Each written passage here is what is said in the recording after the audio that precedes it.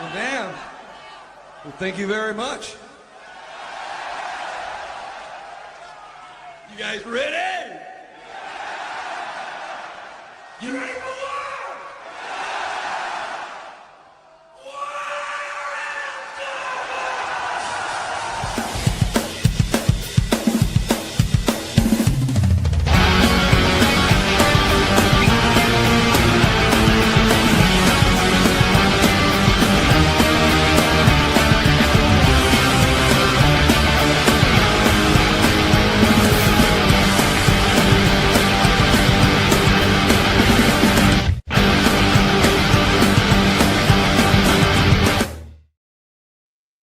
Boom.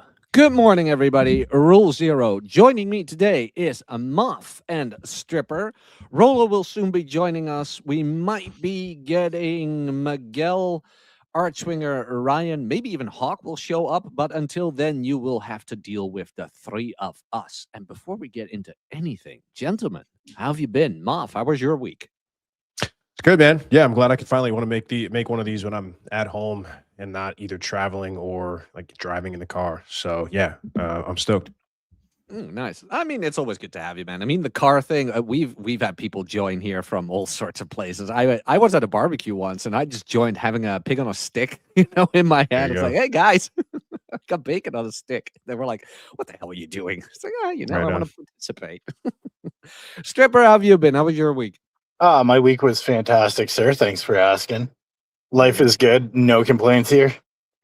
Oh yeah, life is great. I mean, summer has started here, and even though I am a man taken and I must eat at home, I'm not gonna lie, man. It's tasty out there. Yeah, It's my old tasty. man had a saying, it's okay to look at the menu as long as you eat at home. And the menu be looking good. It's great. Summer at the beach. Oh my. Oh. It's good being a man. I'm not gonna lie. It is great being a man. But a lot of men these days, unfortunately, don't have high hopes for dating. We will get into a video as soon as Rolo gets here to kick it off a bit. But we can shoot the shit about that a little bit because I am seeing article after article after article, which I think is mostly demoralization of like, oh, you know what? The more guys read this, the more hopeless they get, which helps since most people live online. But I don't know about you guys. When I go outside, people be fucking. People Yeah, be hitting it up. Go ahead. so I gave this a good thought, and you're not wrong. Like, people are still dating, people are still hooking up, but I think what the big thing is the internet's really, really, really good at giving the outliers a voice. And when it comes to dating, this is going to seem like a weird ass analogy, but bear with me. Mm-hmm. So let's say you have two guys. One guy's 6 foot tall, jacked, has great cardiovascular health, great mobility, natural inclination for athleticism, great hand-eye coordination. And then another guy who's either super overweight, poor cardiovascular health, or a scrawny dude, whatever, lacks those capabilities. Mm-hmm. And then you have a sport, football. The jack guy's probably going to be better at that than guy B. Baseball, it doesn't matter what sport you have, that guy who's 6 foot, jacked, athletic, natural inclination, great spatial awareness, it doesn't matter the sport that he's playing, he will always be better than guy B. And I think there's this thing online where guy B thinks, well, the dating scene right now, we're playing football, but if the sport were baseball, I'd be able to whoop Chad's ass. And that's just a fallacy, right? But they're basically taking out the basic human nature that has always existed and hyper focusing on the terrain today and coming to the false conclusion that the terrain is the problem and not them. There is no magic soil. Yeah. I'm seeing a lot, and Muff, I'd love to have your take on this one, but and not to get too political, but with the incels and guys like that, I just see communism. I just see sexual communism where it's like, how dare these women date Chad? And, if I had rich parents, I'd be in a better position too. It's like, what? Like, these women just need to give us a chance, but they can't give us a chance because Chad is in the way. So we need to get rid of Chad. It's like, you do know that Chad is obtainable, right? Same as wealth. It's obtainable. A business. Nope. But Moff, please give your perspective on this one. Yeah, I mean, I'm getting more back into the online of sphere. Sorry about that. No, it's okay. I think, I mean, I've been seeing a lot of guys like this, and even women a lot too, because I've been doing a lot of AMAs. I'm starting to work with some people locally that are running sort of like a matchmaking and a speed dating company. Guys I've known for a long time. They know about this space. And so I've started doing some basic like Q&As and getting some people to kind of ask questions about what they're struggling with. And I keep seeing the recurring theme of this isn't fair. And this idea that there should be these universal rules that men and women have to play by, or that, and it's actually more women than men, but I do think men are, the ones being raised by women that are not being told life isn't fair. You need to go make yourself or you're screwed. That's what a lot of people don't seem to understand. It's like, and I think the title for this is sort of perfect, because I've said a couple of times in a lot of these responses, we're like, look, you got to stop thinking about this as a game that you're entitled to winning. You have to stop thinking that you're entitled or you're owed some dream outcome, that everyone deserves X, Y, Z. And you have to start moving in a way where you're going to get what you want in a romantic sense. And if you don't, that's okay. Other people are just going to take it from you. But women don't generally live in that reality. And men raised by predominantly women, or that didn't have a strong male or father figure, also seem to live in that world too. So for guys like us, I'm like, cool, man. If you don't want to do the work and you want to just point fingers and say it should be some other way than it is, cool. Like, I don't have time for it. I'm going to go deal with the world the way that it is, and I'm going to keep winning. No, I can't argue with that. I've been doing the same, and it's kind of great because they're taking themselves out of our way. But you mentioned that women react to it too. Like, in what sense do women say it isn't fair? I think it happens when, so like the big thing that set off a couple of women yesterday in one of these questions was the idea of texting and mirroring responses. And so I think I said something, and you can only do so much in like a 45-second clip, but I said something along the lines where I'm like, hey guys, you don't need to be responding right away to a woman if she's taking an hour or multiple days to respond to you. You should just mirror her responses. But I said, alternatively, ladies, if you're really into a guy, you should respond quickly, because he's going to see that as a high indicator of interest. Oh, that's not fair. You're putting the burden on women. And I think herein lies the tough part. I'll respond back and say, that's great. If a guy is acting or moving in a way that you don't like, you just don't have to talk to him anymore. But they can't help it. But they can't, because the guy that's doing this is Chad. So it's like, you have the right not to talk to these. They would rather the men change to placate them than to just remove their attention. That's hypergamy at work. I mean, that's also. Go ahead, Jack. Women will gaslight the world before changing their own behavior, and you're 100% right on that. The most garbage advice I've ever seen given to women is let him chase you. It's like, no, dear, no, because there's women who are actually infatuated with me, who keep hitting me up all the damn time. So why would I worry about a woman who lets me chase her, which is an absolute lack of indication of interest? But I mean, this just got completely flipped through the years. And I know Corey Wayne gets a lot of shit, which some of it is very reasonable for how he came after the red pill.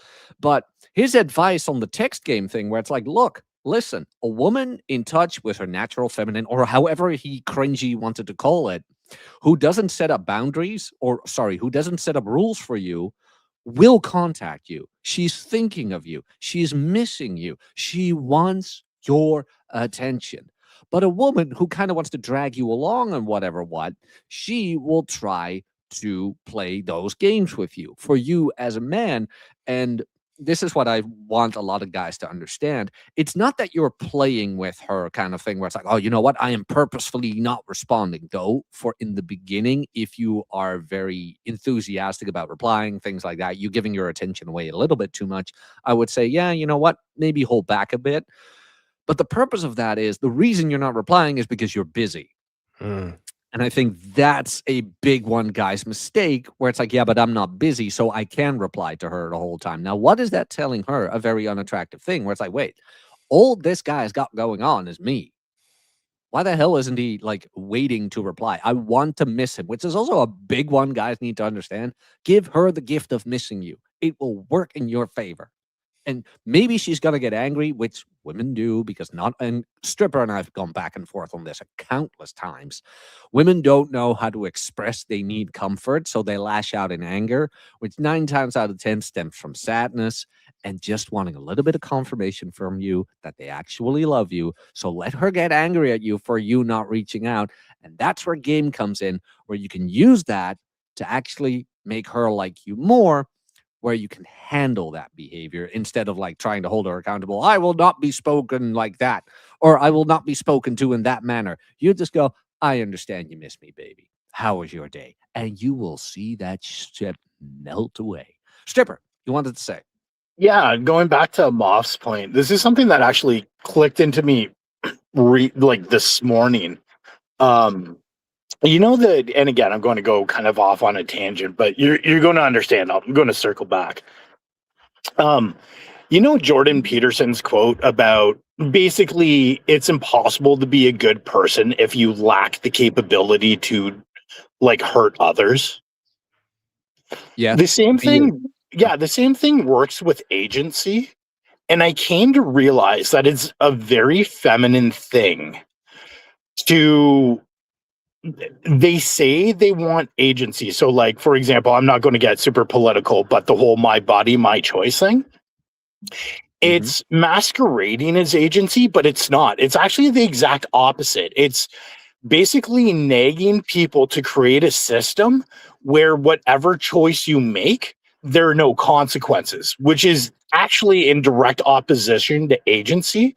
So it doesn't surprise me hearing what Moff said about the female complaints, because they've been raised in a society where their understanding of agency is actually to give up agency. And so when it comes to dating, it makes sense that a lot of those behaviors are going to seep through, where rather than take initiative, they want a world set up where things just come to them.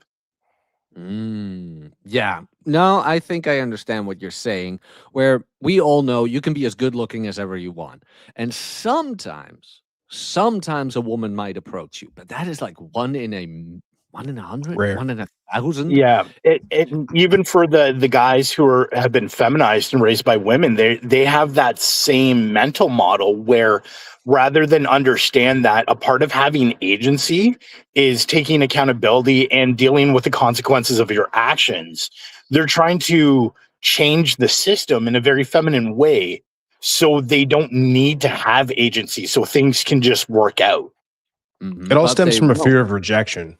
Right. That's Yeah. all it is. It all stems from a fear of rejection for both men and women. Like I was talking to a friend of mine yesterday about this, and I'm not ashamed to say it because I'm watching this through the lens of intersexual dynamics, but I'll throw Love Island on and I'll just like break it down and dissect it. I want to do like a stream or two on it on a couple of episodes, but that's not the point. That.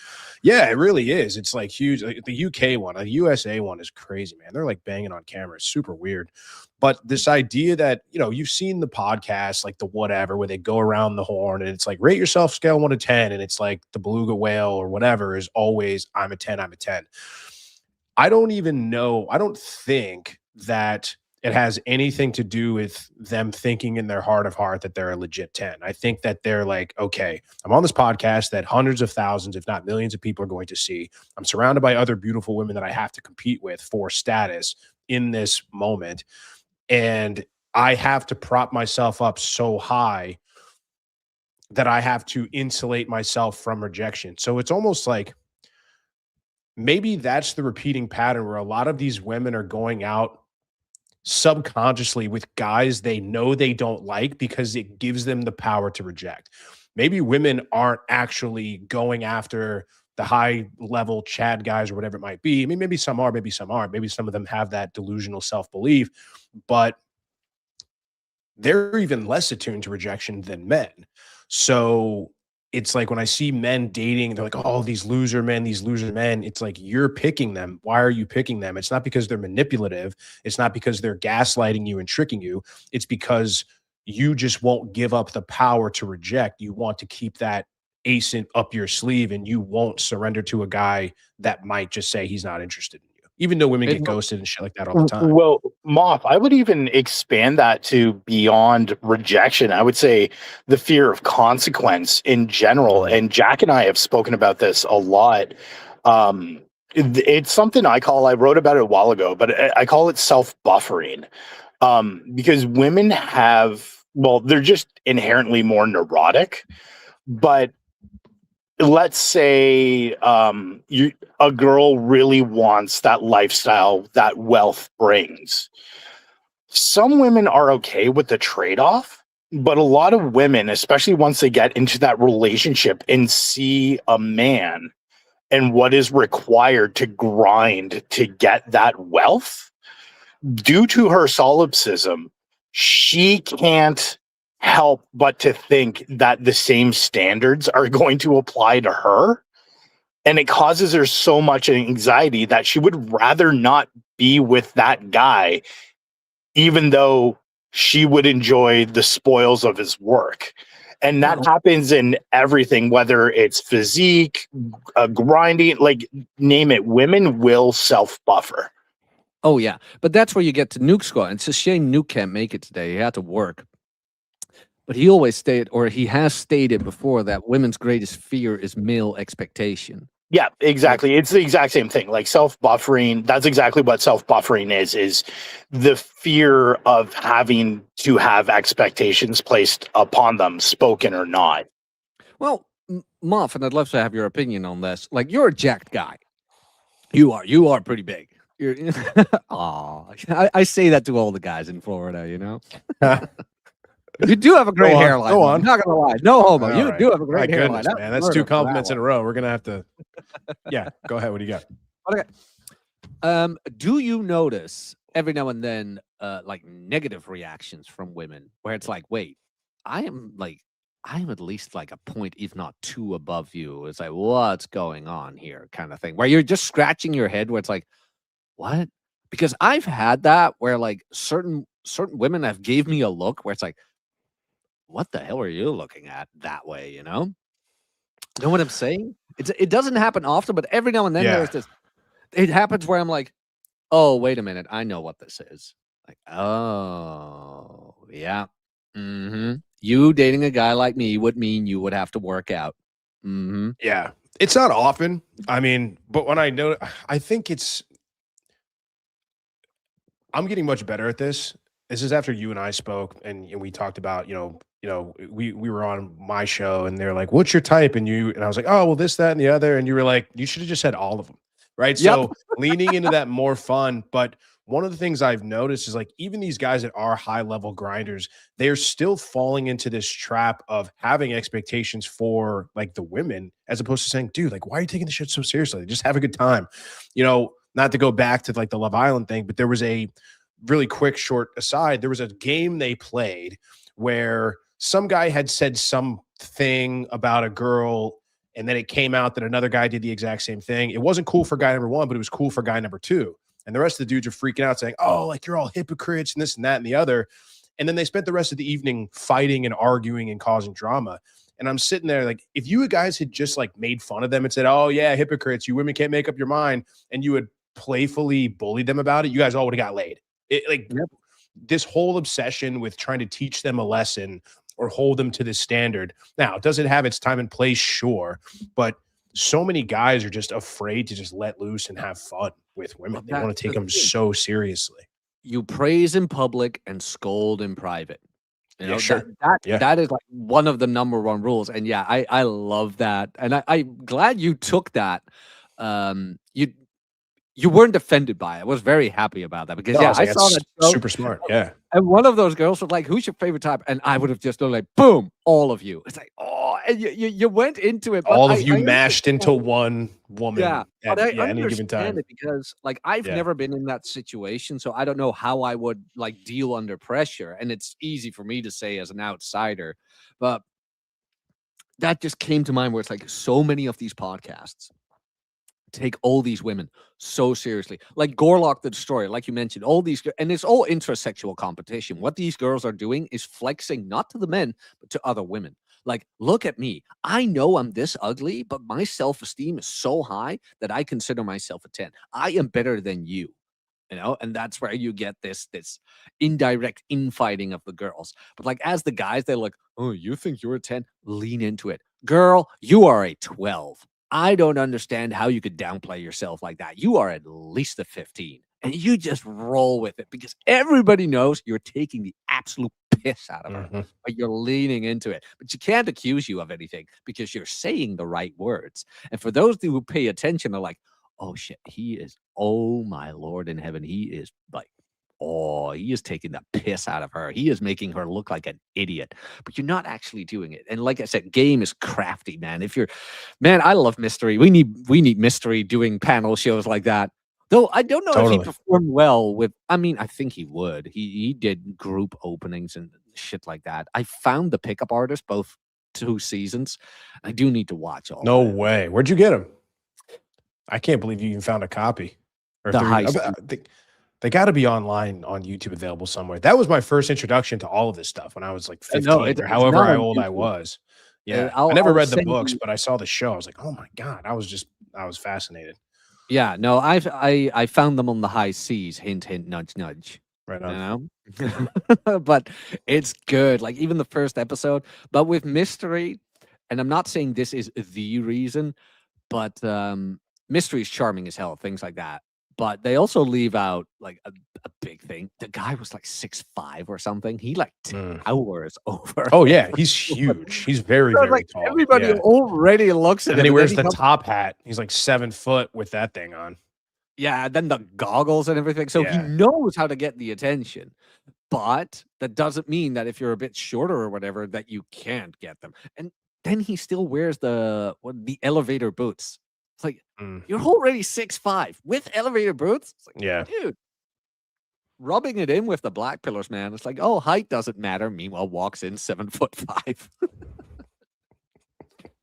But the whole not fairness, like with women, where it's, from what you just mentioned, I feel, oh, horrible starting that way. Here, men raised as defective woman, right there. I feel, no, I'm getting the sense that women don't want to put in the, or they perceive not wanting to put in the effort anymore. Know what I'm saying? Where it's like, wait, I have to put in effort. It's like, yes, but weirdly enough, they will fight you on it, kicking and screaming, yet then put the right guy in front of them. And all of that shit goes out the window. Where, and I think Stripper can go a little bit deeper into this. I'm still here, by the way. The camera fell out. It does that every now and then. It'll reset in a moment. But I feel, sorry, I think that is mostly a thing of perception. I do not want to be perceived as easy by you, a man who I am not into, and I do not want to be perceived as easy by other women around me who I know I am competing with, because when they know I am easy, they're going to use that against me. But when nobody's looking, the right guy at the right place is there, she's easy. Yeah, that's actually kind of getting into secret society sort of stuff. Let's go. Is the secret society, for whoever doesn't know, was coined by, was it Owen Cook who coined it? No, I think it was Tom Torero. I can't remember. It doesn't really matter, but whoever wrote the original essay, it was kind of garbage, and it was an outsider looking in.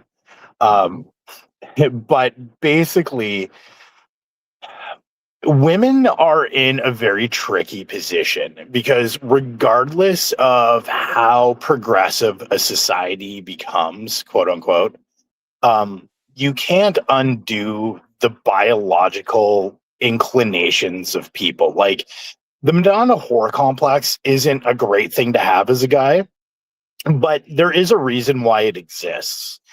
And fundamentally, women are in a tricky position, especially because we're no longer in that agrarian society where you develop sexually in your mid-teens and are married by your late teens, early 20s, right? There's a lot more leeway time-wise before family formation. And it's not the same environment where like you're getting married to someone in the community or one of your parents' friends' kids, right? Like the landscape has changed, and it's been changed for well over 100 years at this point. So it poses a tricky dilemma for women where they have sexual urges too. They want sexual experience. They No want, way. yeah, exactly, right? But they have to do it in a way that A, they fly under the radar for guys, but also B, to make sure that their sexual experiences aren't leveraged by other women to basically knock them down in status, which is where the secret society comes in, which is basically if you're non-judgmental and can keep your mouth shut, you can be that guy to fulfill that role. Dude, never, never under pain of death judge a woman. If she tells you like, yeah, I had a threesome with 2 guys once. Now, I'm not going to lie. When I hear that shit, inherently, I am vomiting. Where it's like, first of all, that is not called a threesome. That is a devil's triangle, gentlemen. That a threesome is 2 women, 1 guy. 2 men, 1 woman is a devil's triangle. Note that. Write that down, kids. But what I say is, interesting. How did that go? Huh. Did you learn anything from it? You know, any tricks you picked up kind of thing? You know, you do not, you poker face, man. You do not let her notice how much you're vomiting inside, because 9 times out of 10, she's going to be like, you know what? This guy's pretty cool, actually. He's not judging me about anything. He's pretty sexually open. I feel comfortable around him. Oh, I didn't even notice my panties were wet. Oh, I know what Yeah. I'm doing. Well, and to go a step further, right? If you were the person that outwardly judged, like that's like women have to safeguard their reputation far more than men do. So like that right there is just like, even if you would be a good match with her sexually, even compatible in a relationship, that for her, because a false crap, I forget which one it is, false positive, false negative, I always get the 2 confused. But the idea is that for a woman to decline a guy that would be good for her is a far less risk than getting with a guy that's going to ruin her life. Yes. And it's And the in what opposite for sense? guys. In what sense ruin her life? We talking like extreme abusive here, or are we talking she fears getting with a beta who pretended to be an alpha? Anything, right? Like all of it. It could be that. Could be a guy that's going to pump and dump her and make her a single mother. It's going to be a guy who is abusive. Is going to be a guy who's super charming, but maybe lacks the capability to be employed for long periods of time. Like it's all of it, right? Yeah, Because like as much as we talk about like the alpha fucks beta bucks, women want the whole package. Oh yeah, but never the 2 shall meet, though they are rare. Muff, speaking of that, did you see that tweet? What was it? I had that girl. I dated multiple alcoholics, and I retweeted. Look how she says multiple. You'd think she would have learned her lesson the first time. Oh, there's no lesson. It's just revealed preferences. Yeah, it's just I chose because I liked it. It's like, okay, yeah. I mean, there was no I like lesson a party there. goer. You just, Yeah, you speaking just went and got what you liked. Yeah. Speaking of party goers, Chad Twister Stroke for the generous $9.99. Thank you very much, Chad, and good to see you.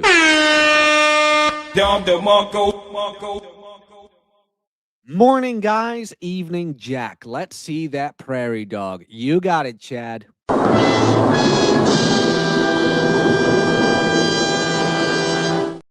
Chad Twister Stroke for the generous $9.99. Good to have you here, Chad. Hope you're doing well. Hope you're recovering well. Hope everything went as expected.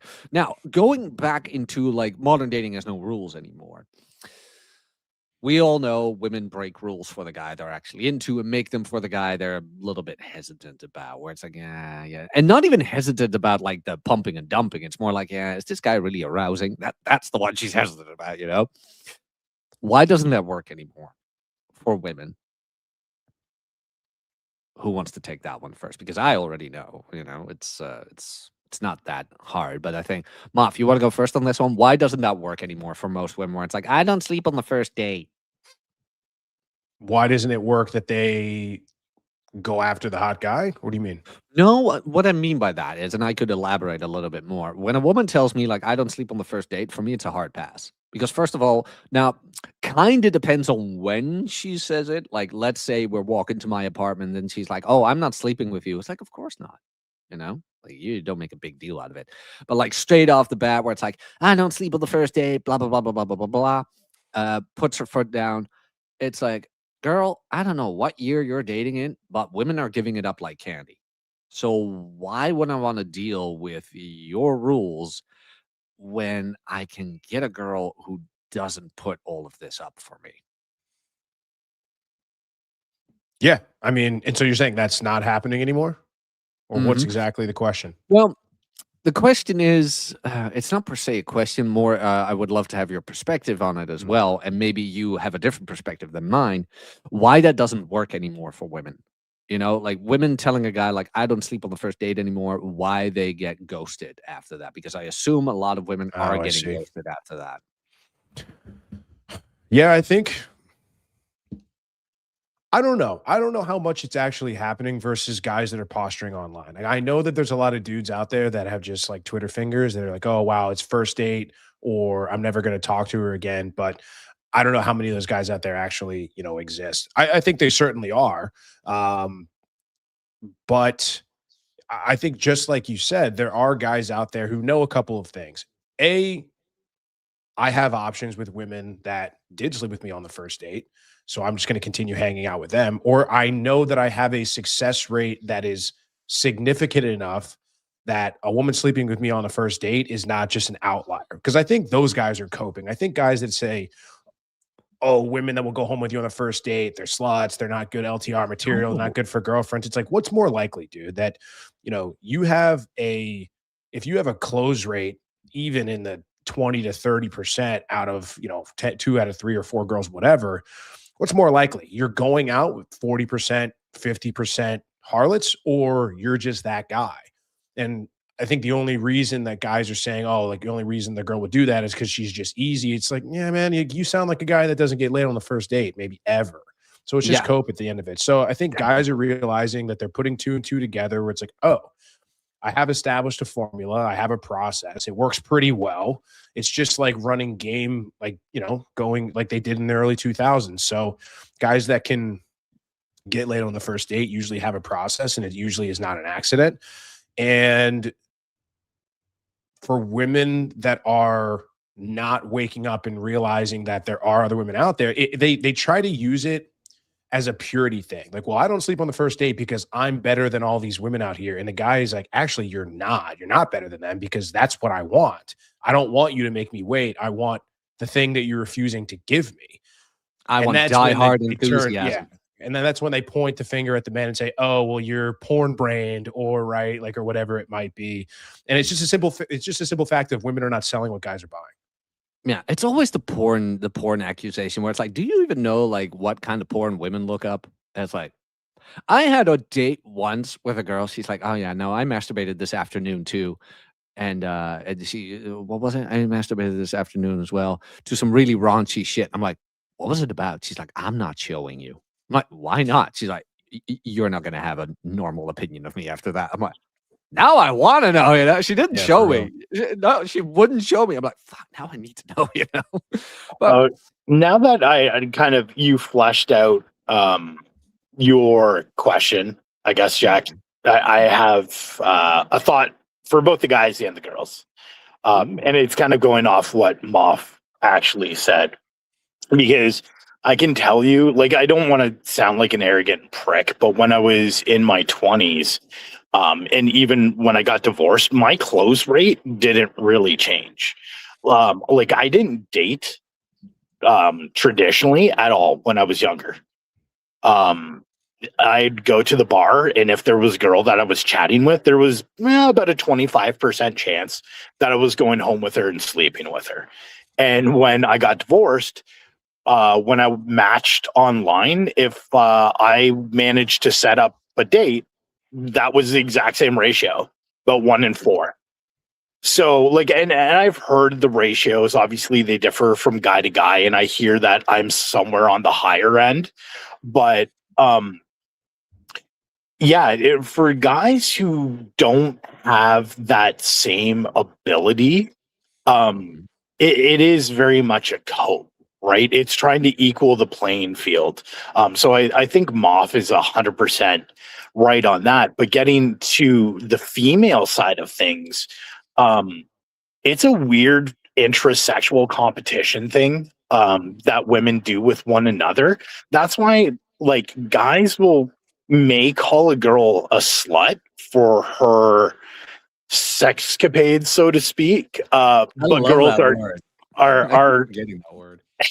but girls are far more harsh, way harsher, right? Like, they will spread that word around and make sure every guy knows, right? Like, that's how women compete. They compete by tearing the competition down. So when you hear girls who are like, oh, I don't fuck on the first date, or even if you're on a date and a girl says that, there's either one of two things going on. Either A, she adamantly does believe that, because, and she probably has a Madonna whore complex as well, where she is probably terrified that if she sleeps with you on the first date, you'll see her as a whore and not viable girlfriend material. Can I just insert here real quick? The best relationships I've ever had were with women who slept with me on the first date. Agreed. 100% agreed. I 100% agree. I do not think that is the case. I'm just explaining what I believe is going through their heads. Yeah. No, I'm not arguing with you. I just wanted to say that real quick. Yeah. I'm out here, ladies. I will defend your slutty honor. You want to sleep with him on the first date? You want to do anal? Do it. Yeah. So I think either it's that, or especially when they get into the public sphere, it's signaling, right? Because I think deep down inside, every woman knows that guys want sex. There's that tricky line that they have to walk where it's like, well, I need to show him that I'm interested in him. That's sex. But I don't want him to think I'm a slut and go too far, right? Like, they're trying to calibrate with an attractive guy just as much as you're trying to calibrate with them, right? Like, they have their own issues.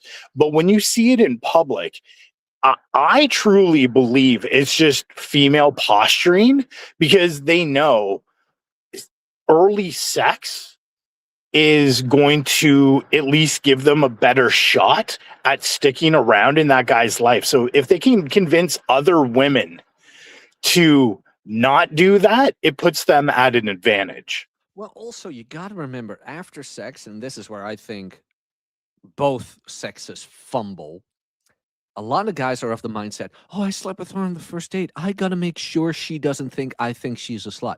Not your job. No, That's not at all. That's on her.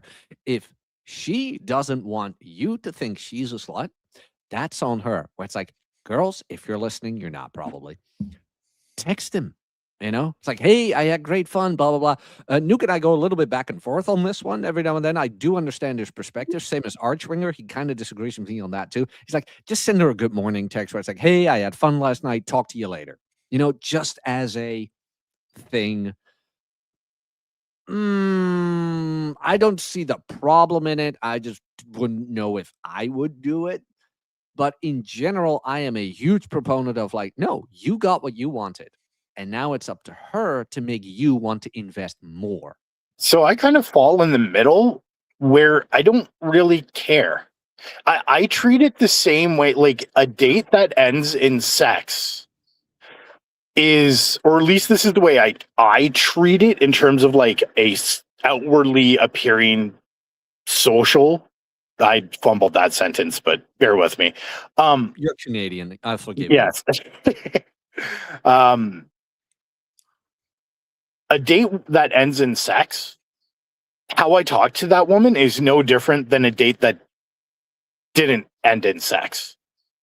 You know what I mean? Like it is what it is. Now, obviously, if it ended with sex, I'm more inclined to go out on a second date with her. Yes. But like in terms of having to do like this post-sex like touching bait, like no, like if you just went and saw a movie with her and said, "Hey, had a great time tonight. I'll talk to you later." Would you text her in the morning saying like, "Oh, hey, that movie was really good"? Like, no, you wouldn't. You would just wait till you would. Wait till. You wait till either A, you feel inclined to be like, "Hey, what are you doing Friday?" or she reaches out to you. Mm-hmm. And to add to that, who goes to a movie these days? I think movies is the worst first date you can imagine. And I know you didn't mean that. I know, but I just wanted to add to it. Where it's like you don't talk. If you know what, since we're doing this whole actionable thing anyway, good first date ideas for me, it will always be coffee and a walk. It sounds boring, but or maybe something actionable, like I don't know what's cool, golf, karting, I don't know, something you can do. I think it's really hard. Oh, go ahead, Strip. No, I did the old school approach of let's just go have drinks on a patio, which is nice. Escape rooms, I see Lewis say. Escape rooms can be nice. You can get an inclination, an idea of her survival skills, which are important. Moff, you wanted to say? Yeah, I like activities for the second day. I think drinks is always going to be a good go-to on the first one. I think I don't disagree, Jack, with what you're saying. I think it's a really hard sell. I think a lot of guys have this sort of, most guys even have this sort of need to be the caretaker to make sure she doesn't feel bad about herself. I understand guys moving on their own pace and doing what they want to do, but I think for most guys, it's almost, they almost want to quell their anxiety. It's like, I don't want her to think that I think that she's a slut or whatever, or I don't want her to have bad feelings about me because I did have a good time with her. And so I think a lot of guys would see that as leading the interaction, but I do think I think it's a hard sell to get guys to be like, "Oh no, I'm definitely going to text her after." Guys will text a girl after, like a date that went poorly and she didn't kiss him, and she'll still text her the next morning. Like, so yeah, but obviously we're hopefully talking about guys that are calibrated in the situation. I don't have like a hill to die on it. I think guys can navigate it kind of hopefully the best way they know how. I don't really have a stance either way. It's like the other day a guy asked me, he's like, "Do you confirm the day before or the day of?" I'm like, it doesn't really matter. Just tell her you're going to look forward to seeing her at XYZ and you're going to be wearing this. So I don't have a particular hard stance on it, but I do think it's a hard sell to tell guys like, "Hey, look, she needs to pursue you." I like the sentiment. Yes. She now needs to work for your attention and prove that if she wants to be around you more, she's going to have to put in that effort. But I think telling guys, "Hey man, just wait for her to text you after that," I don't know if a lot of guys will buy that. I don't think and I mean, it's not even a hard set in stone rule because the girl I'm dating now, I think I texted her first. I can't remember. I was like, "No, you know what? She really was chill. It was cool. I kind of do want to see her again." And maybe, I don't know, like somewhere in an afternoon, I was like, "Oh, kind of bored. Wonder what she's up to." And I just shot a text. And then at that point, I was like, she's either going to reply or not. And she replied, and here we are a year and a couple of months later, where it's like, "Oh, no, it worked out fine." So it's not a hard rule, but in general, I would say don't worry too much about it. Like if she wants to not be perceived as a harlot, that's not your problem. And she might find other ways to come back into your orbit, especially if you guys are connected on social media like Instagram. She'll like your post, or she'll heart a story, or she'll comment on something with an emoji. She'll find a way to put her back into orbit. I think that's what guys have to look out for. It's like, I think the text is a pretty big barrier for her to reach out. I think it's going to be like, she'll do something innocuous or playful. Or if it is a text, it's like, oh, it's a picture of her coffee or just something that's very, very low risk, right? It's not her going, "I had a really great time. I want to see you again." It's like, "Here's my gym outfit and a mirror selfie." with no context. That's Yeah, her and then- saying like, yeah, And then you tell her to clean her room. yeah, right. Like your mirror is But filthy. What are you doing? Your mirror's I by mean, wolves. we were just talking game, but this is kind of where I become like such a bastard because I know what she's doing when she's liking my photos and shit like that. Like I know she wants me to reach out, but then I play the same game where it's like, okay, we're doing this, and then I'll like her photos. And it's like we just go back and forth. I mirror that shit until one breaks, and that is just my favorite cat and mouse game out of all of this because I know what she's doing, and I'm like, I'm Right. just gonna do the same thing back, and she knows that I know what she's doing, and then it's like, who's gonna break first? And I love Yeah, that. playing shit. chicken at that point. Oh yeah, but in real life, it's even better. Oh god, that's even better. I've had it with a couple of women who knew how to play. And it's like you take one step that way, I take one this way, and it's like, and then all of a sudden you end up next to each other, and it's like, well, fancy meeting you here, and just oh. It's like I said, sometimes it's just wonderful, but a lot of guys they don't have the patience. I loved Robert Green's art of seduction kind of thing. He's like, it's all timing. You need to master the art of timing on this. Although that was 48 Laws. And then later on, he goes into it with art of seduction, where it's like all of it is just patience. Yeah. If the real art in seduction is patience. Which is Oh, tough for God. a lot of guys because you saw that text message or that Instagram message I put in the chat yesterday about Mm. this guy he's like, no, I need certainty. I need to tell her, she needs to tell me exactly what it's like, dude, the guy's need for certainty that bleeds from insecurity leads to neediness, leads to getting dumped and ghosted. I have So a many clip for guys are that. so uncomfortable, right? With just having things up in the air. They can't stand it. And so they Can I- rush in to try to get confirmation and then they fuck it up. Yeah, can know I what? share that photo? You okay with Yeah, that? that's fine. Yeah. Let me. I think the see. picture's out, but yeah. Yeah. I She's think it is. well, okay, picture's blurred out. Yeah. And I'll give some more context if you want to bring that up. Yeah. Okay, But we had more of a back and forth after that, and he kind of came around to see my point. But this is a younger guy, like late 20s. You can tell he's frustrated because There this we is go. exactly Yeah. There we go. Let me Yeah. see. I can read it. So the guy replies, "This whole thing is stupid, lol. When I was growing up, I was told say what you mean and mean what you say. Put effort towards the things that matter. This whole timing thing, waiting to take longer or shorter based on what's coming back, is mentally retarded to me. No offense, not trying to criticize, but as men, shouldn't we take charge? When I'm applying for a job or in the past college, I put my best foot forward and gave it my all." This is your brain on Daily Wire, by the way. "Decent timing, proper response, no confusion or ambiguity. All my best relationships have come from this mentality. Every time I've gotten a girlfriend, I have told them straight up who I am, what I'm looking for, and told them what to expect from me. When I'm being communicated with, I want to have complete clarity over what's going on and interest or lack thereof. Why the hell would someone want something different? I don't know. I'd rather find someone who doesn't play games than play games and do unnatural conversation. To you, good sir, I say this." Stop fucking thinking that you need your woman to like align with you completely. Because you know who's gonna align with you completely? A man. A man with Asperger's. And not to make fun of the guy, but that is kind of the territory we're getting into. It's like I dude, get it. I understand. I get this, man. But you're equating like jobs and how you would interact with men, and this is just a fundamental lack of understanding about how women work. And if you can't get comfortable with being uncertain, and if you can't understand that's the way it's going to be really hard for you. And it's like we said, like women fear men's expectations. Well, he's laying it all out. If you don't like me, you need to tell me. Or if you want this, you need to tell me.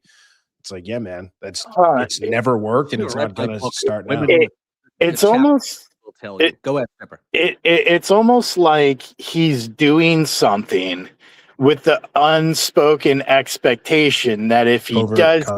this, Yeah. she's going to that was what it was a giant covert contract. That's what that entire paragraph was if I tell her how I feel and the way I operate, she's going to reciprocate and I'm going to have a problem-free life. It is a giant covert contract and it's a load of shit.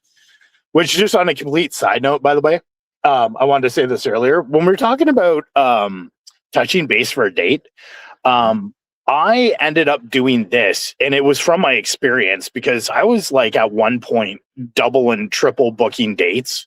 And I know I get a lot of shit from this. I had one guy be like, "Oh, you're so immature." But this was honestly by far the most refined strategy I found worked. Is about a half hour, because it takes however long it takes you to get ready. For me to shower, shave, do all that shit takes about a half an hour. So right before I went to get ready for a date, I would shoot a quick text to say, "Hey, just running a touch late. I won't be more than 5 minutes." And if I did not hear anything back, I just didn't go to the date. Smart. And I moved on to the next one. That's a good one. That's a good one, actually. Yeah, I've had guys be like, "What do you got to play games?" And like, "Can't you be on time?" And it's like, look, like, Motherfucker. first of all, you have to understand that this was not when I was in my 20s. This is when I was divorced with 3 kids. Any woman that's going to be so battle axe that she can't forgive 5 minutes, like, I had the 20-minute rule for me, where if I showed up at a place that chick said she was showing up at, and I didn't hear anything from her, I'd order myself a drink, and if 20 minutes went by, I just left. I never ghosted her, never talked to her again. So, like, if a woman can't give you 5 minutes, which, to be honest, I actually always showed up on time if I heard back. But like, just that little tester to be like, are you interested enough, and are you forgiving enough that you can give me 5 minutes? And if the answer to either of those questions were no, fuck it, I'm out. Well, you also got to remember, guys like coming at you for being immature, they clearly have never been on a date. Do you Yeah. know how many women flake without notifying you? Oh, that's why I used to double and triple book dates. I would literally, when I was going out about 2 to 3 times a week. Mhm. And each time I had either 2 or 3 dates planned for the exact same time. You have to. Like, the amount of times I was at a venue or whatever, just waiting. I'm like, "Hey, I'm here," or whatever. Just, and they wouldn't show up. Where it's like, "No, this time I'm not leaving the house anymore." Before I know 100% certain. And I've even gotten to the point where it's like, "Nah, you're coming to my neck of the woods. I'm not even coming out to you anymore." Just Yeah. because, and like, there are no rules anymore. Once you've been through that, everything goes out the window. Yeah, but a woman needs to feel safe about, I don't care. Nope. Yeah. Nope. No, I'm She the same can way. come to my neck of I the did woods. not venture further than 3 blocks from my place. Good one. Good one. Speaking of good ones, by the way, Chad was the stroke for the $4.99. Thank you very much, Chad. No, thank you very much, Chad, for the $4.99. I very much appreciate that. My close rate may be lower, but canceling and rescheduling the day of or before shows if they really want to see you or not. Did that with 2 plates. Good strategy. This is also what I want to give guys, because I've had friends of mine who their girlfriend got absolutely pissed off at them for canceling dates and not following up with anything. I'm like, the mistake you're making if you're not following up with anything. In one instance, though, this guy guaranteed her, like, "Hey, we're going to do this." And he still canceled on her anyway. And she like was pissed off. I'm like, well, for men, it's different than women. Like, women gonna flake all the time. And yes, it's the golden rule. If she flakes on you, as long as she does you a counter offer, you're still in the good. When a guy flakes on a girl, though, it's like, you gave her your word, and we are held to different standards than women. So yeah, she's gonna be pissed off about that, because now she doesn't inherently know if she can trust you on your word. What do you guys think about that one?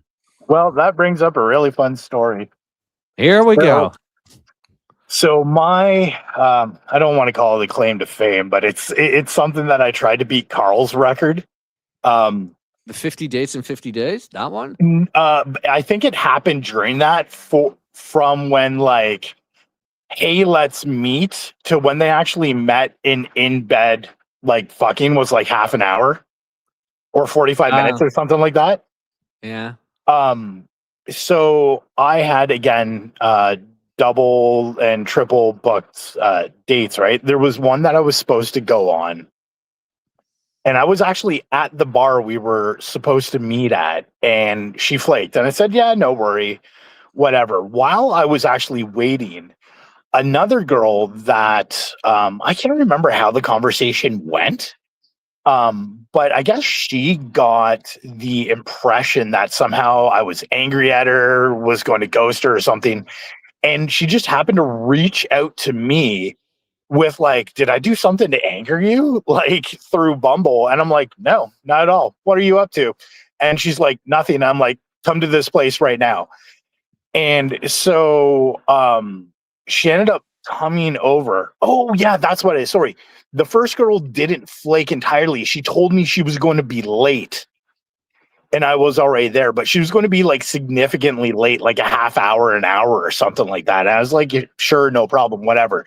And then the second girl comes to talk to me. And in my head, I was like, the girl that I was originally going out on a date with postponed it for an hour. I have time to sneak in a second date. So I had this girl come over to the bar, and within like just under an hour, we were back at my place, and I knew like it was go time. So I literally texted the other chick to be like, hey, sorry, something came up. We'll have to reschedule. And then I proceeded to plow the other girl. But then I did go on a date with the girl that I rescheduled with because I was plowing the other girl.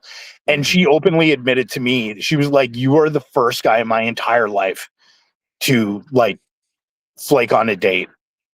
Oh yeah. But the date still went well. In fact, if anything, I think that bought me like extra bonus points.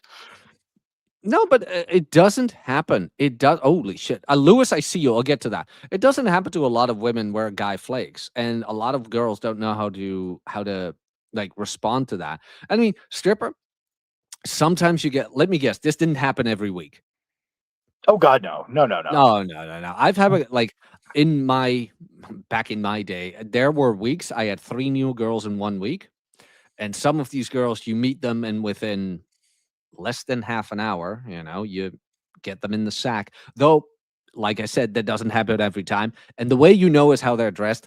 This girl opened the door in a miniskirt and cleavage from here to Tokyo. I'm like, yeah, I am here for one thing and one thing only. It's like this girl does not want to know how my day was. Yeah, like even to be honest, which I was a fuck boy when I was younger. Mm-hmm. And like I had a good success ratio, but like first year university, I had a ridiculously long dry spell that almost lasted like a year. I think it was like 7 or 8 months. It happens, man. What was the longest I had was 6-7 months, where it's just not in the cards. Just not in the cards. And this is also like something a lot of guys don't want to deal with. It really is a numbers game. It truly is a numbers game that sometimes you're going to hit right and other times you just do not. It just doesn't work like that. What does work like that, though, is Lewis with a very generous $19.99. See, which one am I going to do for you? Because you do deserve a clip for that one. I don't rule zero. Rule 0 is not fitting for the arc, guys. I can't do that one. I can't do that one. I can do this one, though.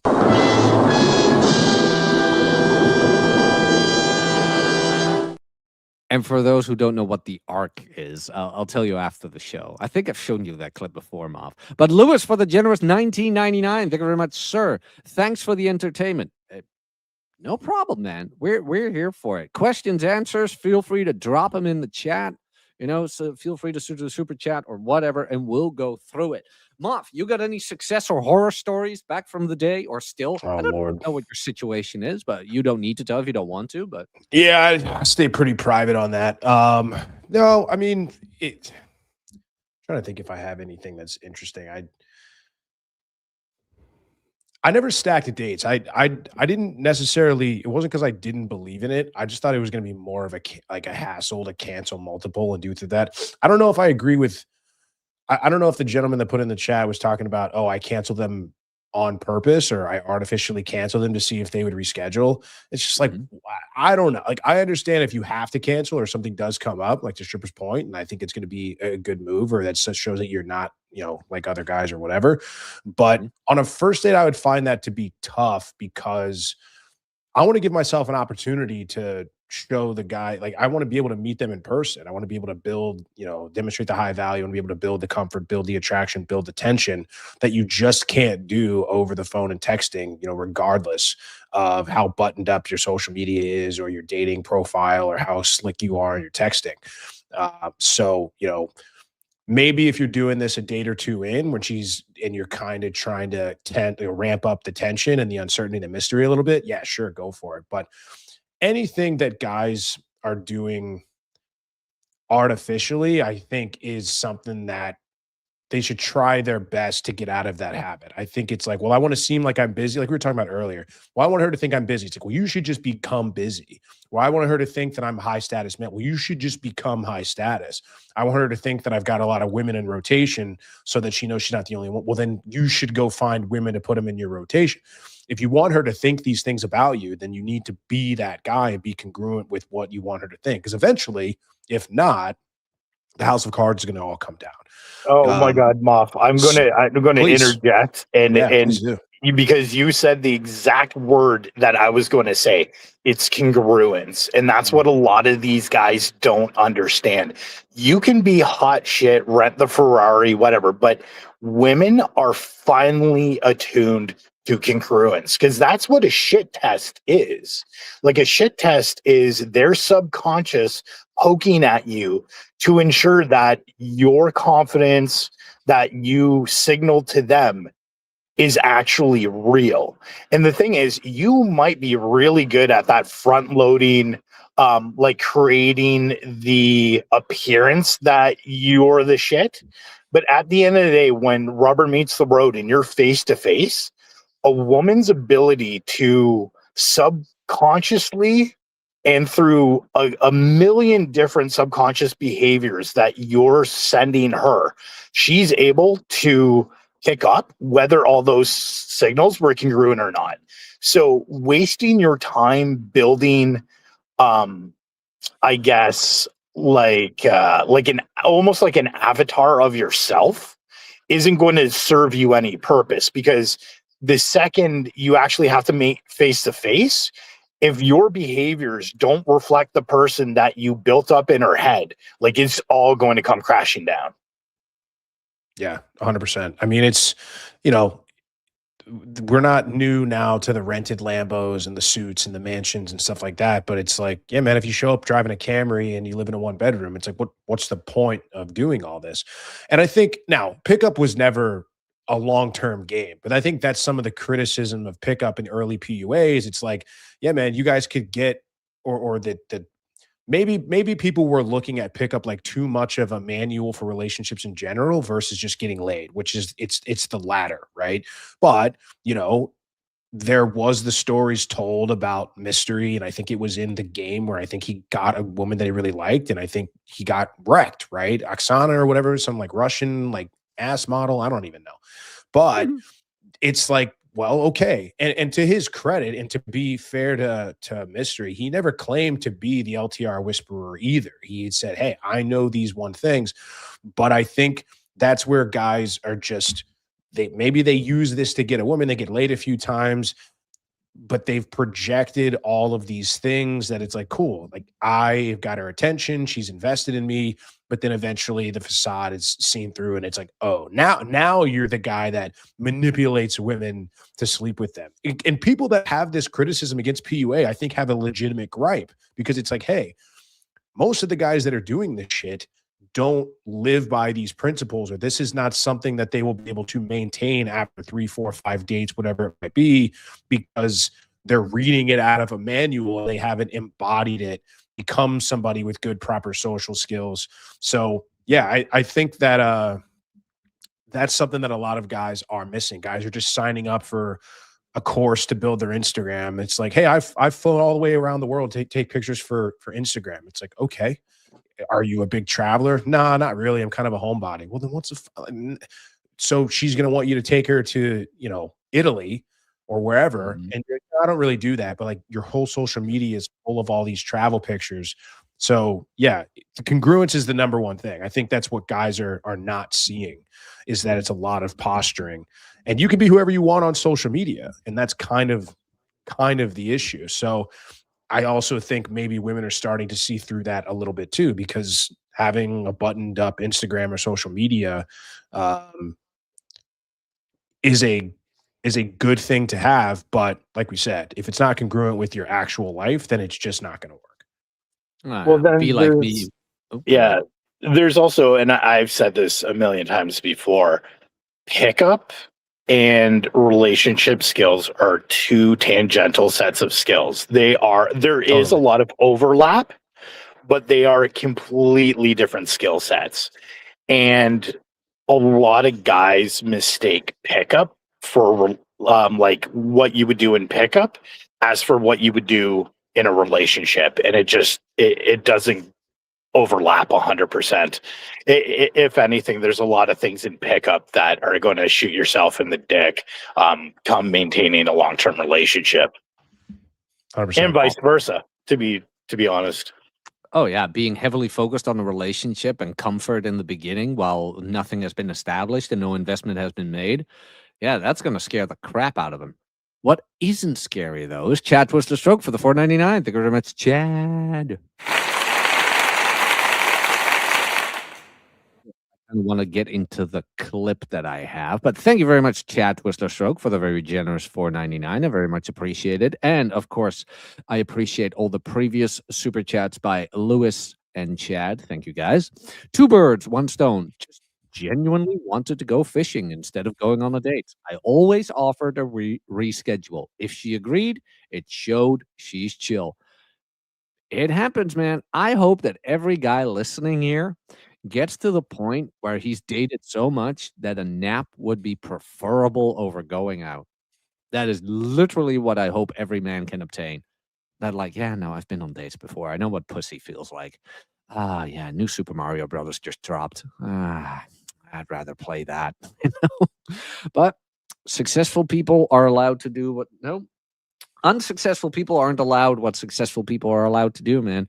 If you're not there yet, then go out there and slay. Now, to continue the show, that's Malone.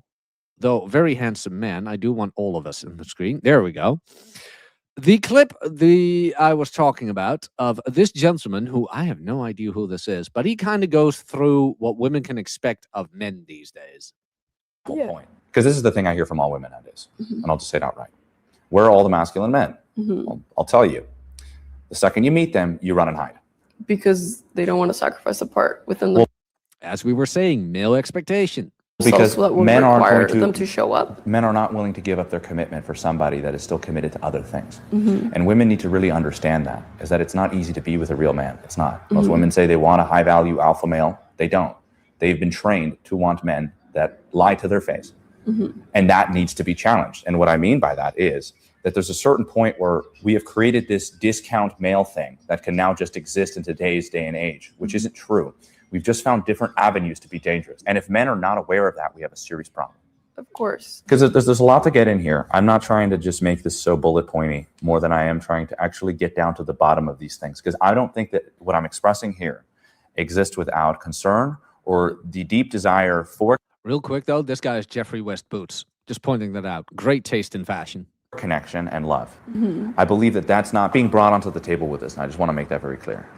As that these things do not help people get what they want. And the reason why I know I don't have any insecurities around this is because I'm able to realize I have no problem walking away. How many men do you know now can walk away? It's for me? Yeah. Oh, none. And there it goes. It's your problem is Yeah. that most men are going to resort to manipulation and Yes. hurting you one way or another in order to get you to be what they want you to be. And then when you ask them if they're aware of their capacity, they'll play this weak crybaby shit. Yeah. And this is not just for very few men. It's for, unfortunately, a majority of men. Yeah. And of course, there's a world where women are looking to security outside of men. But guess what that happens? Why do you think that happens? It's, for example, you look at a young boy and you're not telling them to go for responsibility. That will happen. You look at a young woman and you tell them you don't need a man. That is the worst thing you could tell a young woman. Yeah. Because you are teaching them to not pay attention to the quality of man that they need. So you them over and you men over, because now it's about conquering women, not about protecting them. And Yeah, he kind of loses me there. now women don't even know what kind of men they want. And then when they meet the man that they want, which is what I was trying to make very clear earlier, men are scary. Yeah. And they're not willing to give up their old ways for the man that they don't know that they want. Yes. And by the way, you can even blame social media, pornography, and a world where you don't need to show up to all of the insecurities that you see in men nowadays. Why is it always porn? Why do they always bring up porn? But yeah, what this guy was saying. Go ahead, Stripper. Okay, I got the perfect thing because he kind of did a lot of word salad. But the basis of what he was getting to, this was something that, maybe I should write about this, but I like to call it the Subway epidemic. And by Subway, I mean like Subway subs. And so, Great again, I'm white going to... chocolate macadamia cookies, by the way. But great white chocolate macadamia cookies. But again, I'm going to go on to this weird tangent, but I'm going to circle it back so you kind of understand where I'm getting at. Let's go. At a certain point, we've become victims in the West of customization, where there is this idea that I can go to something and that something needs to cater to my desires, as opposed to the way it used to be, like a Chinese restaurant where no substitutions, right? If you want to have the Kung Pao chicken and it's too spicy, they're not going to make it less spicy for you. You just don't order the Kung Pao chicken, right? And if you think of dating for men and women are the customers and men are like the restaurant, right? Where you like, if there's a good restaurant that you like to go to, right? There's a reason why you like to go there. The food's good, the service is good, the atmosphere is good, right? You make the trade-off of being like, I am paying money that I worked for somebody to take care of this need for me, which I enjoy. So when it comes to men and women, men get this weird, again, the Subway epidemic is, rather than build a fucking stellar restaurant, which not every woman's going to like. In fact, most women aren't going to like, but the ones that do like it a lot. What they tend to do is a woman comes in and every small criticism they have, they start catering to the woman, right? Trying to become that Subway where you can customize my restaurant for whatever you want. And then inherently women don't actually want that. And so like they're raised in a society where like everything's customizable, but that doesn't work in relationships. Like women, both women and men have to go for people who are willing to take that ROI, not compromise a million different things until you're both in this shitty relationship where you've both compromised so much that neither of you are really happy. What is that Warhammer quote? Compromise is the... God damn it. Rolo, where are you? What is that one? Compromise is the... never mind. Keep going, Stripper. But yeah, like I'm not saying don't compromise anything at all, but what I'm saying is like you do that ROI, right? Like if a woman treats you well and you have amazing sex and those things are important to you, and once a month she kind of gets a little fucking spurgy because she's scared of losing you, well, you have to make the decision. Is what you're getting out of that relationship worth that once a month freaking freak out? And nobody can answer that but you. But what you don't want to do is try to manipulate your girl into not doing what she's inclined to do. Like either you realize that, no, this is a boundary, and you set that boundary to be like, look, I don't date girls that do this. And she either is the one that compromises and works on herself to stop that, or she's incapable of doing it, in which you nuke the relationship.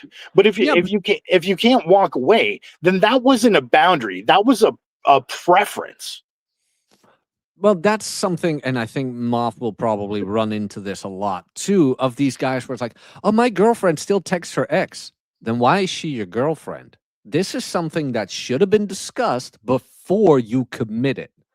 When she brought up commitment or whatever, 9 times out of 10, the guy brings up commitment in this case. But let's say, you know, for sake of argument, the girl brings it up. You, at that moment, have the power to say, I do not commit to girls who still text their ex.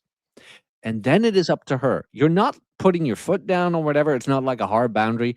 You just lay it out there. I do not commit to women who still text their ex. And then it's up to her. Are you a girl I commit to, or is she a girl who you won't commit to? That's all up to her.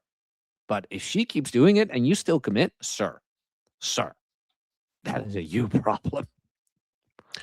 Yeah, the way I like the Subway analogy. The way I kind of talk about it with some guys is a lot of guys have in any equation, or like in an algebraic equation, you have a constant, you have a variable. A lot of guys have the constant and the variable backwards.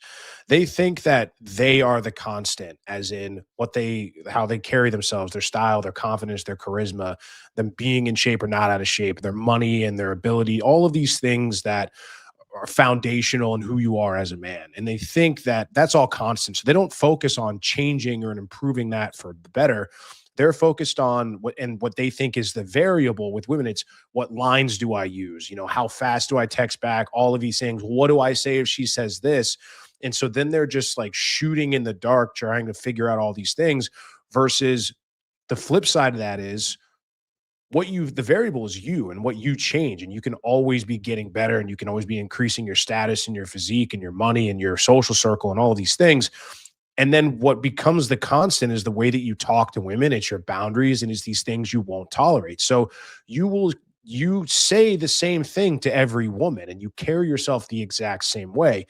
And based on your attributes and your foundation, who you are as a man, what you look like, all these things we talked about, then they're going to be able to decide whether they want to be on your program or not. A lot of guys are doing all of this extra work. It's like, well, she doesn't like this, so I want to kowtow to that. And now it's like, how could you ever try to, because if what we're trying to do is scale an operation, because if we're trying to scale our dating lives, if you want to do the LTR thing, fine. But that means your best option is to probably date multiple women simultaneously, because that's the best bang for your buck, ROI. And then it insulates you from one-itis and all these other things that we already know. It's impossible to do if you are creating a new persona, or you're doing everything so differently for every single woman. It's basic economics of even a company or a product. You can't scale if you have a bespoke option for every single customer. And if you're relying on volume, you need to be able to scale. So guys have this backwards, and they're focused on, what do I say? Or how often do I text back? It's like, build yourself up in the best possible value man you can. And then you say the exact same thing to every girl. And the ones that like it will stay, and the ones that don't won't. Yeah, it's basically like guys, rather than realizing that they're better off being a Michelin star restaurant, are trying to be a buffet. Totally. You don't want that, because you don't want every girl eating at your restaurant either. This is like Ferrari doesn't let everybody buy a car, right? Like, you can't just walk into a Rolex shop, be like, I want to buy that. They're like, yeah, no, you can't. You're not on the list. You can with Rolex though, but Ferrari, no. Ferrari is one of the few where it's like you have to have owned a second hand first. And they'll revoke your access. It's like, oh, hey, like you put a weird color paint on it, you can't buy Ferrari ever again. Sorry. Yeah, it's like, can you imagine just shit like that? You know, it's like, ooh, that's the type of exclusivity where even I'm like, ooh, I like you. You know, I like that. I mean, sports cars not my thing, but if you present yourself like that, but this is also something I've been trying to convey to guys, where it's like, figure out what you don't want. There's a couple of look, I have coined the term red flags are a green light. I know that, but there are red flags for me that I prefer to call crimson, where it's like, that I'm not dealing with it. If she smokes weed, you're out. That's like a big fucking no. Is she a heavy drinker? You're out. You know, SSRIs? No. That's my number one. Where it's like, wait, you're on the no. We're not doing that again. It's like, nope. Self-harm. Nope. Nope. Therapy. I'm like, why are you in therapy? It's a good one that you are. Like, she is admitted to herself that she needs help, things like that. How long have you been in there? I'm kind of getting to the point where it's like, do I even want to date somebody who has been on meds before and are now off of them? Because there are long-lasting effects of SSRIs. They're coming out with new studies that are like permanent damage even. But that depends on the girl. If there's no permanent damage done, that's good. But those are just things I want to look out for, man. Where it's like, yeah, I know it sounds cool. Red flags are a green light. Talking tattoos, piercings, because I've known plenty of women with tattoos and they were godsends. They were the greatest women ever. And I've met women without tattoos who made me want to metaphorically put a rope around my neck, It's like, you'll never know. Presentation is not everything. Yeah, but going back to kind of what Moff was talking about, I consider myself kind of lucky in hindsight. I don't know That why. face? I don't know why I have this disposition. I just always have, where it was kind of known as a joke in high school. Like, if you want an opinion, go to me, because I'll be blunt and give it to you. And I never really changed how I behaved around guys and around girls. Like, I've always been who I am. But what comes with that is, and this is something I experienced in my late teens, early 20s, is that girls responded generally on extreme ends of each pole, which were either they hated my ass, or they were absolutely all about me. And, And, yeah, I can relate. and the good part about that is you get used to the people who aren't on your program, so to speak, right? Like, as Moff said, like, you get really used to being like, that's fine. Like, you don't need to be on my program, because there will be those who are, rather than being milk toast and trying to get everybody, right? Yep. No, I understand what you're saying. What I also understand is Lee Silver for the 5. Thank you very much, Lee. 5, I appreciate it. By the way, let me take this moment real quick to tell you to hit the like button if you haven't. It tells YouTube this is the content you prefer to watch. So let's get that algorithm running, shall we? Also, if you haven't subscribed yet, why not? I'm almost at 5K. Get my channel to 5K, boys. Lee Silver for the 5. I'm surprised the guy didn't talk about men struggling to connect with others generally. Guys build themselves into the lives they want or they don't. Hence why what do you want is such an important question. Yeah, but also what don't you want? This is, and we can get into that a bit. The whole young men are falling behind crap, where I'm of the opinion they're all like demoralization things, because I looked it up where it's like, okay, are young men really falling behind? And here's the thing, men are falling out of the labor force. Okay, what kind of labor force? White collar jobs, things like that. I'm like, okay, how are they getting money? Well, under the table, or entrepreneurial work, or they're actually getting into the trades. I'm like, okay, what's the living at home situation? Are most men living at home actually out of an income? No, that's not really the case. They tend to live at home to save up their money and establish themselves. I'm like, what are they falling behind for? They're ahead of the curve. They're not getting into useless debt. They're not getting into jobs that are easily replaced by AI, which is funny, by the way, because the highest rate of jobs being replaced by AI are 9 times out of 10 performed by whom, gentlemen? Ladies. Yep. It's not men who need to worry about AI. It's the women. Again, men are not falling behind. We're ahead of the curve. We're falling behind in the traditional sense, but the traditional set of rules no longer apply. Love to get your takes on this, gentlemen.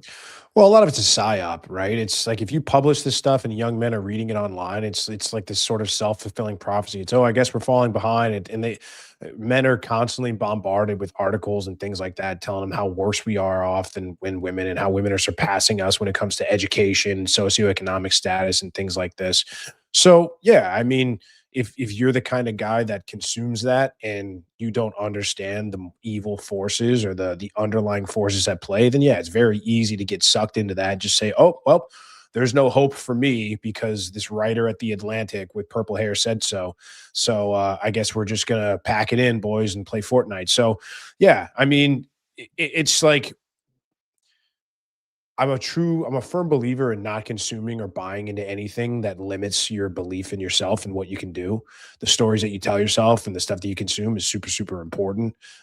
Because like the only way to lose is to not try. You know, you play the game, you can win or you can lose, but if you don't play, you can only lose. So, you know, I think a lot of it comes with the feminization of social media and the mainstream, obviously, push of it. And that's why I think the stuff that, you know, we talk about and we do is so important because there's got to be some sort of opposing force. So yeah, I don't buy that guys are falling behind.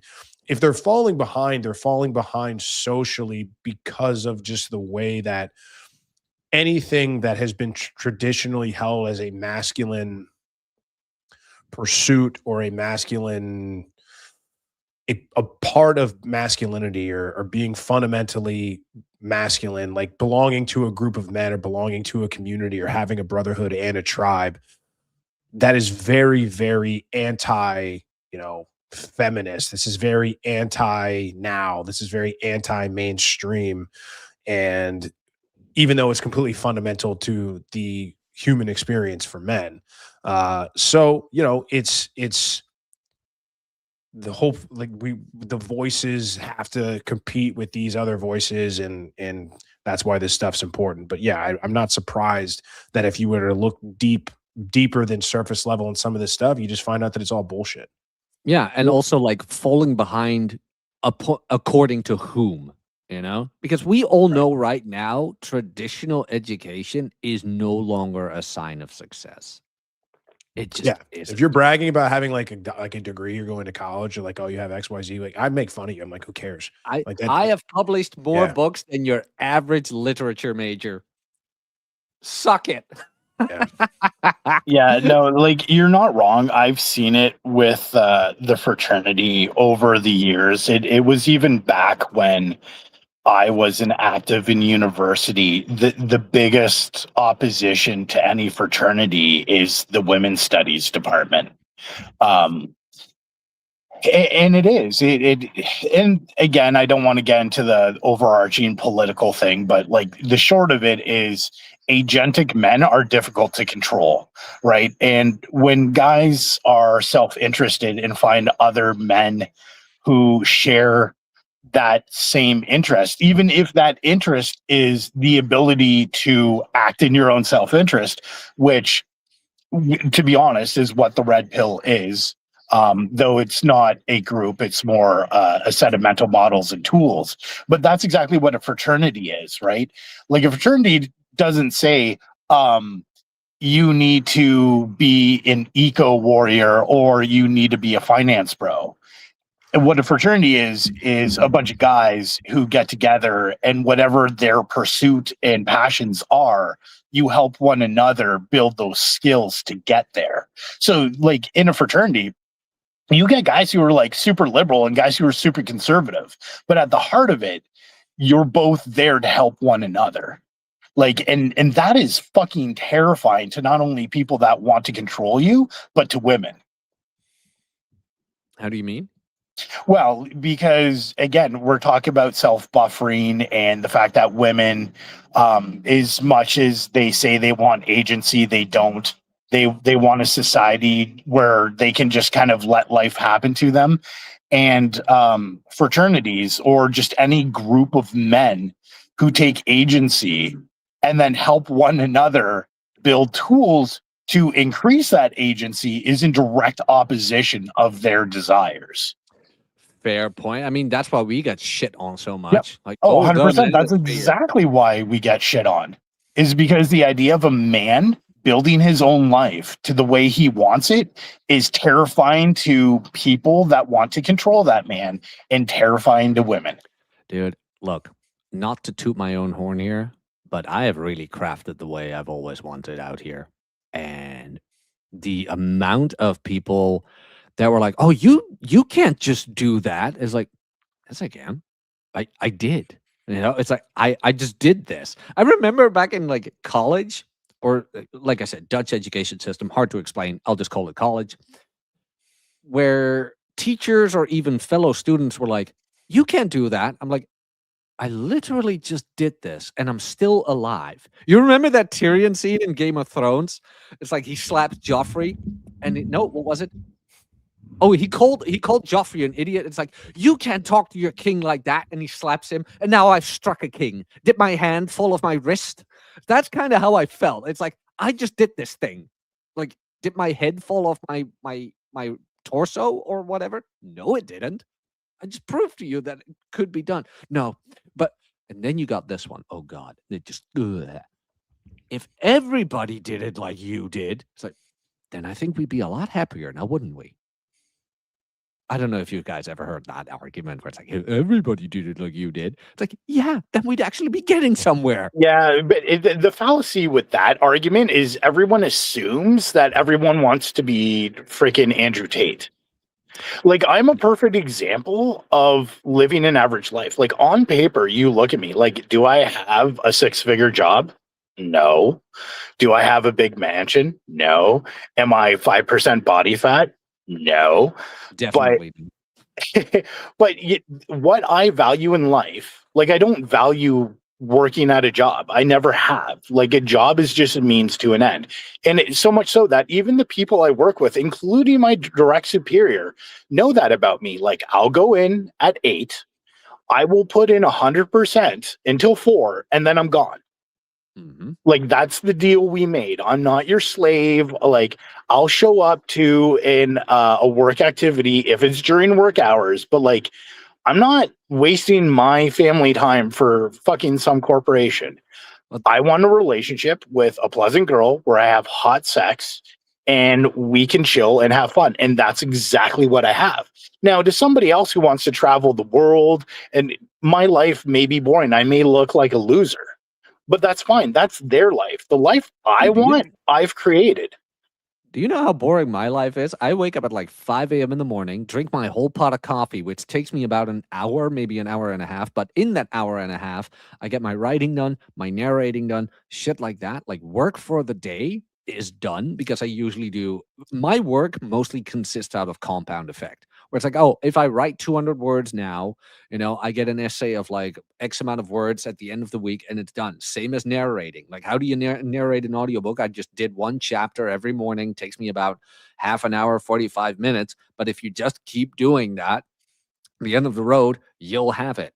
And then gym, eat, and then it's like 1 p.m.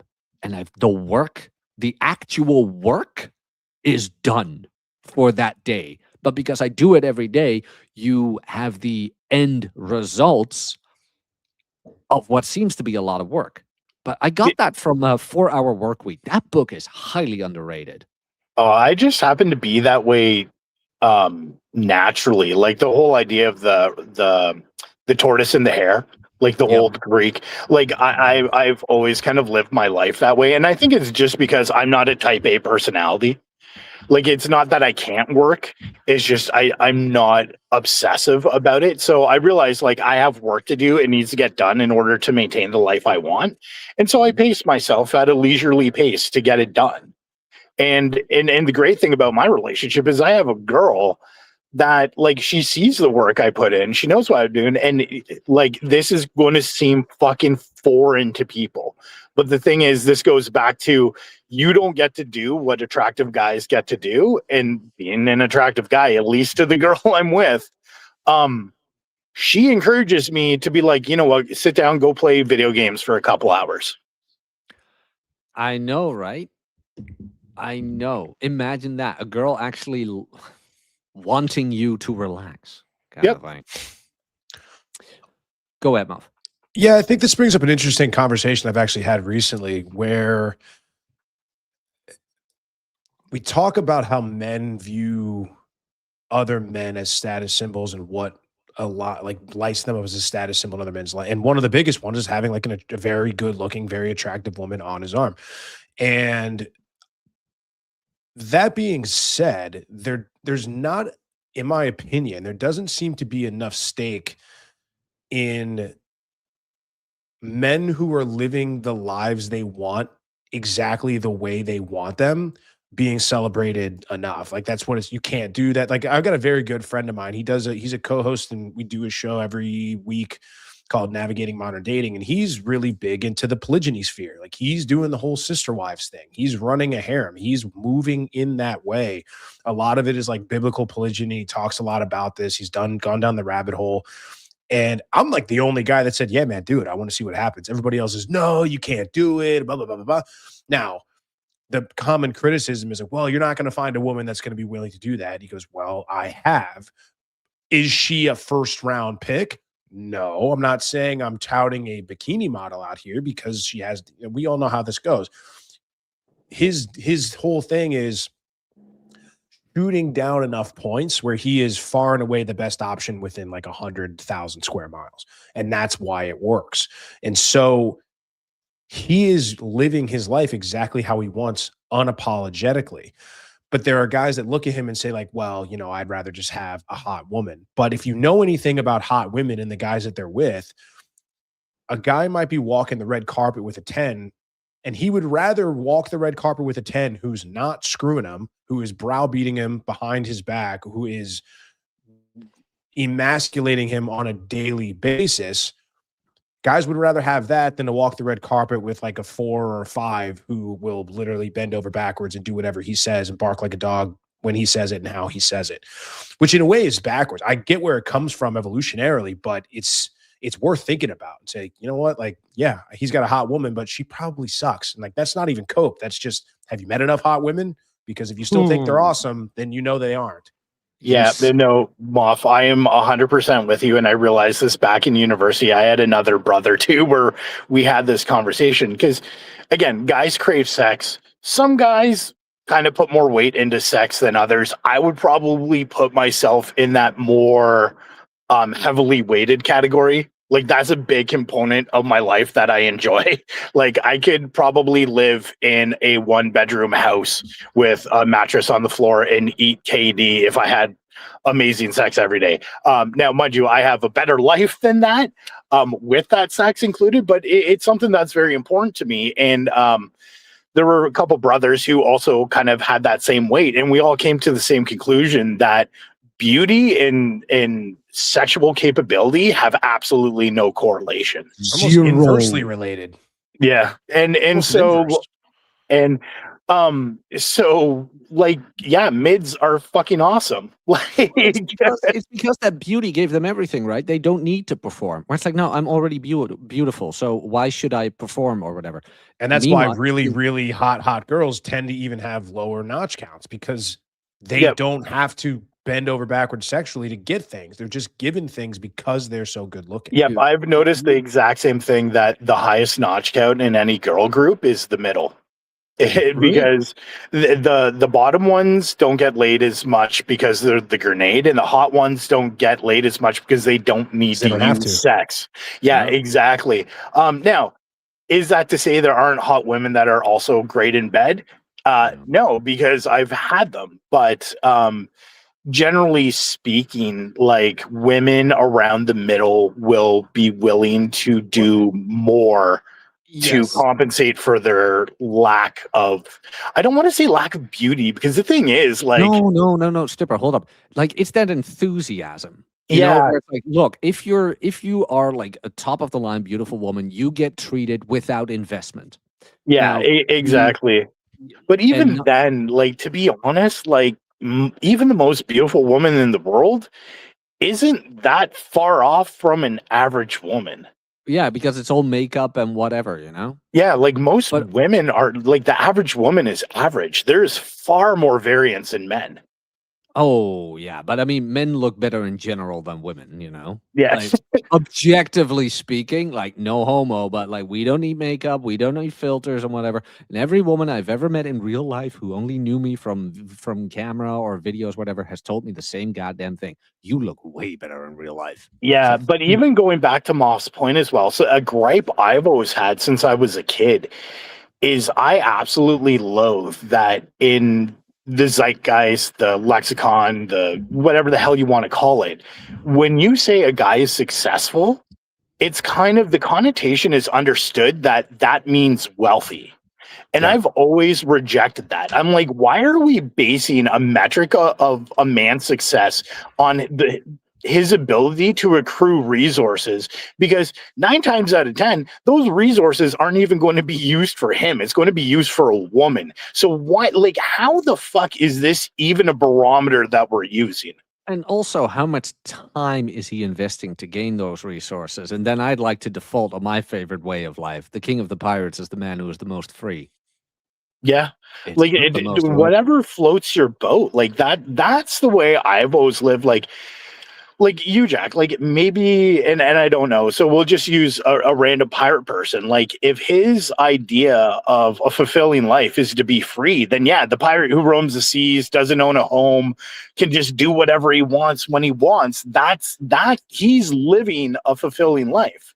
Well, that's Some the other pursuit of guys, power, right? Like, what does power mean? And like I said, shame Rolo isn't here, but my view on power is very simple. It's not the amount of authority I have over people, it's the lack of authority other people have over me.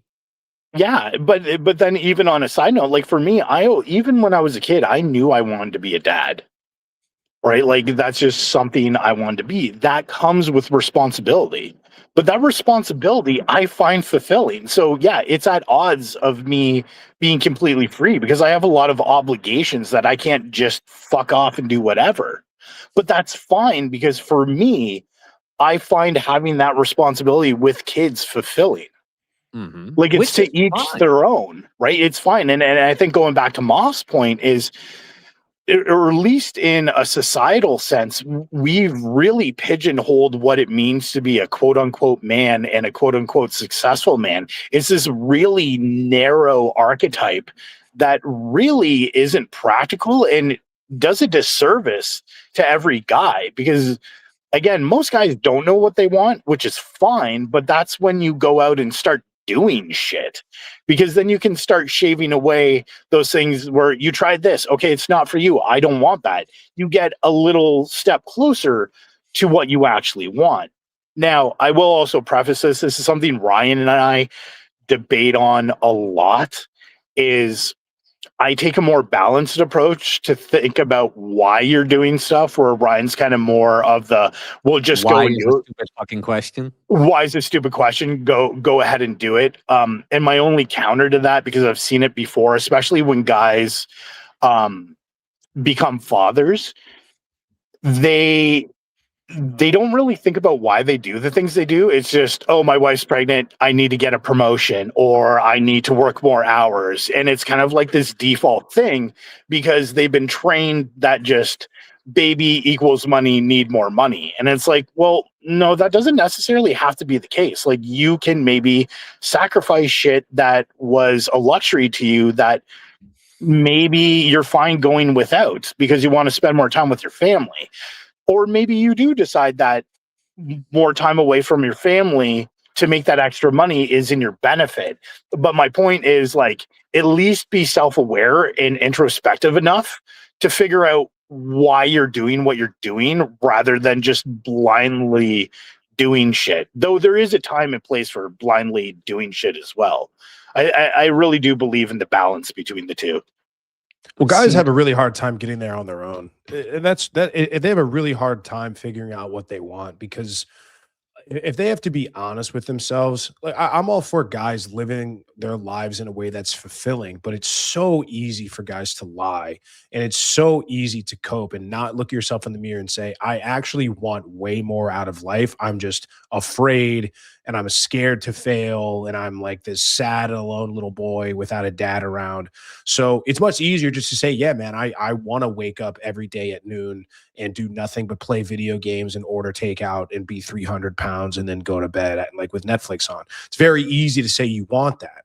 So I think, especially I'll do this with guys that I work with now. Guys are like, well, I want to be in a relationship. I go, why? Well, because that's what I want. It's like, yeah, but why? What is it about a relationship that you want? Why do you want to do? And then we keep moving and reducing it to the final golden nugget, which is, well, finding new girls all the time is hard. It's like, okay, what if we could make it not hard? Would you still want to be in a relationship? Well, no, probably not. Okay, now we've figured out what you actually want. You want to develop yourself into a guy who can get women more easily. Great. Now we have a starting point. So it just, you got to drag a lot of guys kicking and screaming to even get them to ask themselves, what they want. And it's tough because, and I'm not even blaming the guys. A lot of it comes from conditioning, and it's, hey man, if you're a good man or a real man, it's all about sacrifice, putting your needs last. Everybody eats before you, and you are just this slave to toil away from the day you're born until the day you die. And a lot of guys, sadly, even a guy going after what he wants, it's such a problem with even the closest people in his life, his family, his friends. Like, hey man, you can't just do whatever you want. It's like, why the fuck not? What do you mean? Like, who says fucking who? Well, Yeah. it's because they're not doing what they want. It's like, hey man, we're all buying into this bullshit, and You we're have all these to as crabs well. in this bucket. You have to do it too. Otherwise, well, that's then I have to look myself in the mirror and say, well, am I really doing what I want? Oh, it's too scary, too scary, too scary. That's Yeah. the one where it's like, well, if all of us thought like that, it's like, yeah, you'd be back in line, wouldn't you? And that's what awesome. you fear. That's that's the whole thing about all of this. The people trying to put you back in there because they know so well that as soon as motherfuckers start to unplug and pull their head out of their ass, it's like, yeah, but then I'm going to be last. All this socialism garbage, all this whole we are the world, it's all because we need to care about the poor. No. When you say we, you mean you need to care about me. That's what you mean, because you don't want to save your fucking self. And you know that when we start choosing ourselves, you're fucked. Which Yeah. is 9 times out of 10 where it comes from. And guys not being able to ask themselves, like, what do you want? Raised as defective women and raised as a sacrificial plow horse. It is such a hard question for guys because they have never been allowed to actually sit down and say, what do I want? Yeah, What? going back to like Moff's point. Sorry to cut you off, Jack, but No, you're not. I do really believe that's what I was kind of getting to with asking yourself why is that process because, and I think I wrote about this at some point. A lot of what we do through proxy. Sometimes going through that proxy is the best method, but not always. So going back to Moff's example, where a guy's like, I want a relationship. And you're like, well, why do you want a relationship? And you peel back that layers. Usually it comes down to two things, companionship and sex.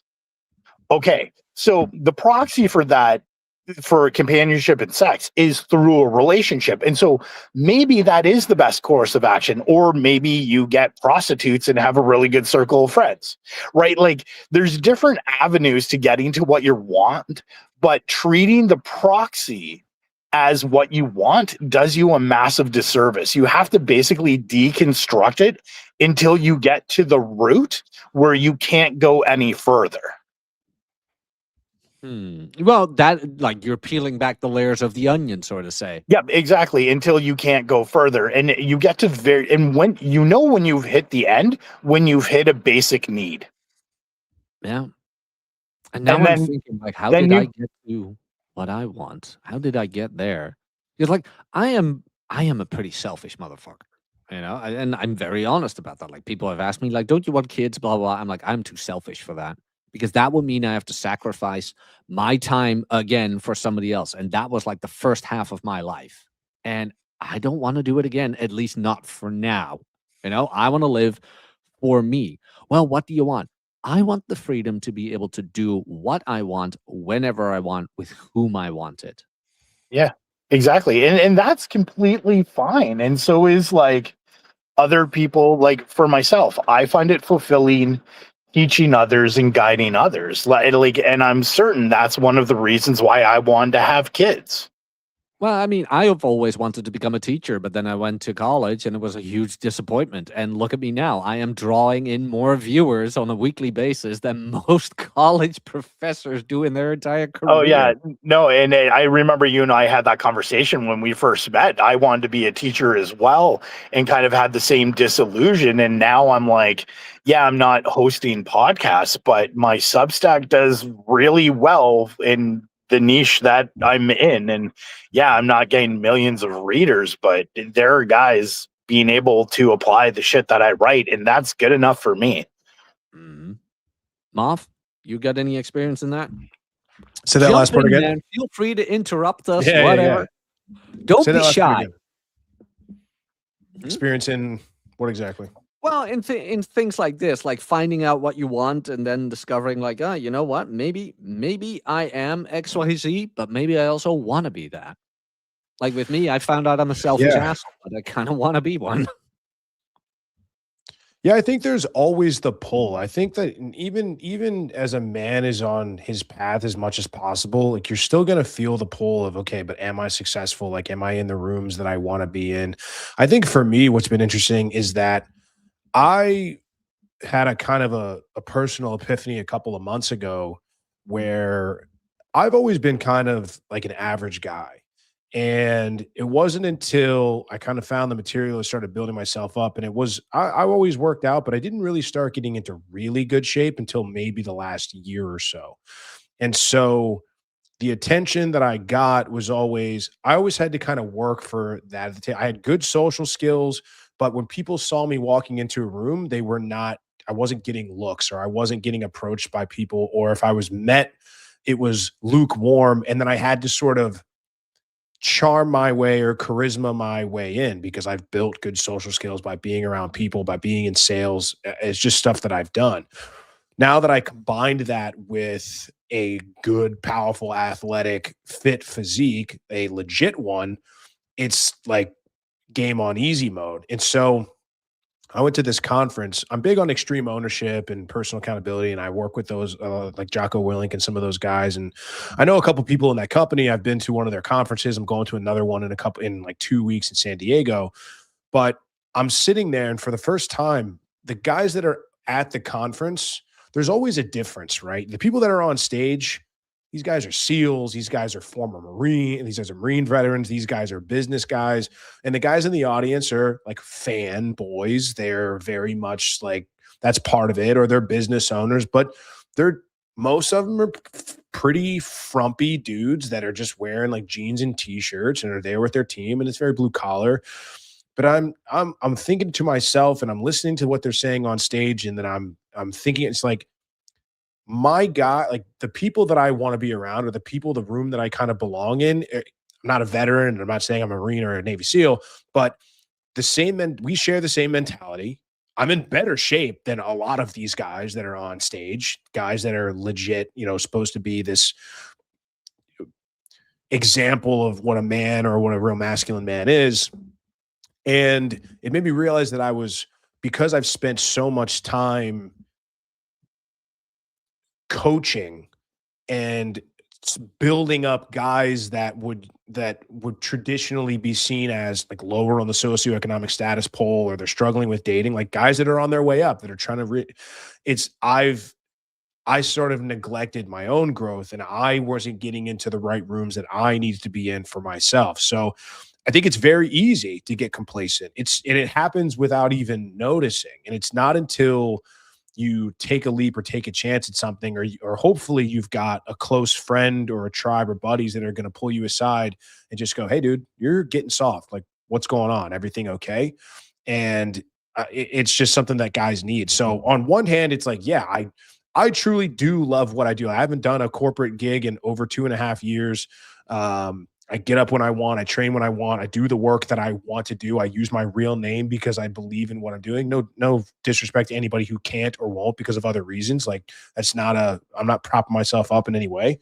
If I was more important, I probably wouldn't use my name, actually. So Truth is, I'm actually in Dutch politics and I'm trying to overthrow the government. That was a joke, by the way, Right. YouTube. So it's like, yeah, it's there's always that pull where it's like, yeah, I could be doing more, I could be making more money. But then I also think if $5 million appeared in my bank account overnight, how much of my life would change? Would that change what I would do? It's like, nah, man, I like the stuff that I do. And I like training MMA. I like going on trips with the boys. I like shooting and training firearms. I like lifting and working out. I like talking to the guys, and I like doing stuff like this and helping dudes with their dating. Would I all of a sudden be like, all right, like time to go on a shopping spree. I'm going to buy a supercar. I'm going to go buy a home in the, south of France or whatever. It's like, yeah, probably not. So it is weird because there's that pull at the same time. So it's like, how much of that is, am I getting complacent? Am I refusing the call because I'm afraid? Or am I really content? Or am I on the trajectory and the path that I really enjoy and I'm just kind of riding it out? It's very existential. So, it's something that I think about a lot. Okay, a fair point. And I see Lee has a very interesting question, though I hope he can elaborate a little bit. Lee Silver with that generous 5. Thank you very much, Lee. I think that after this one, we're going to wrap it up. Great show today, guys. Great show. Lee Silver for that generous 5. Thank you very much. Is there a point where the feel of the pull is destructive? My guess is yes, when you risk deviating from something you have and want, but I'm curious. Like the pull to what? I think he's talking about, because I've seen this a bunch, and I don't know if this is what Lee's specifically talking about. No, Stripper, he mentioned it here, like unrealized ambition. So is the point where the feel of the pull is destructive of unrealized ambition?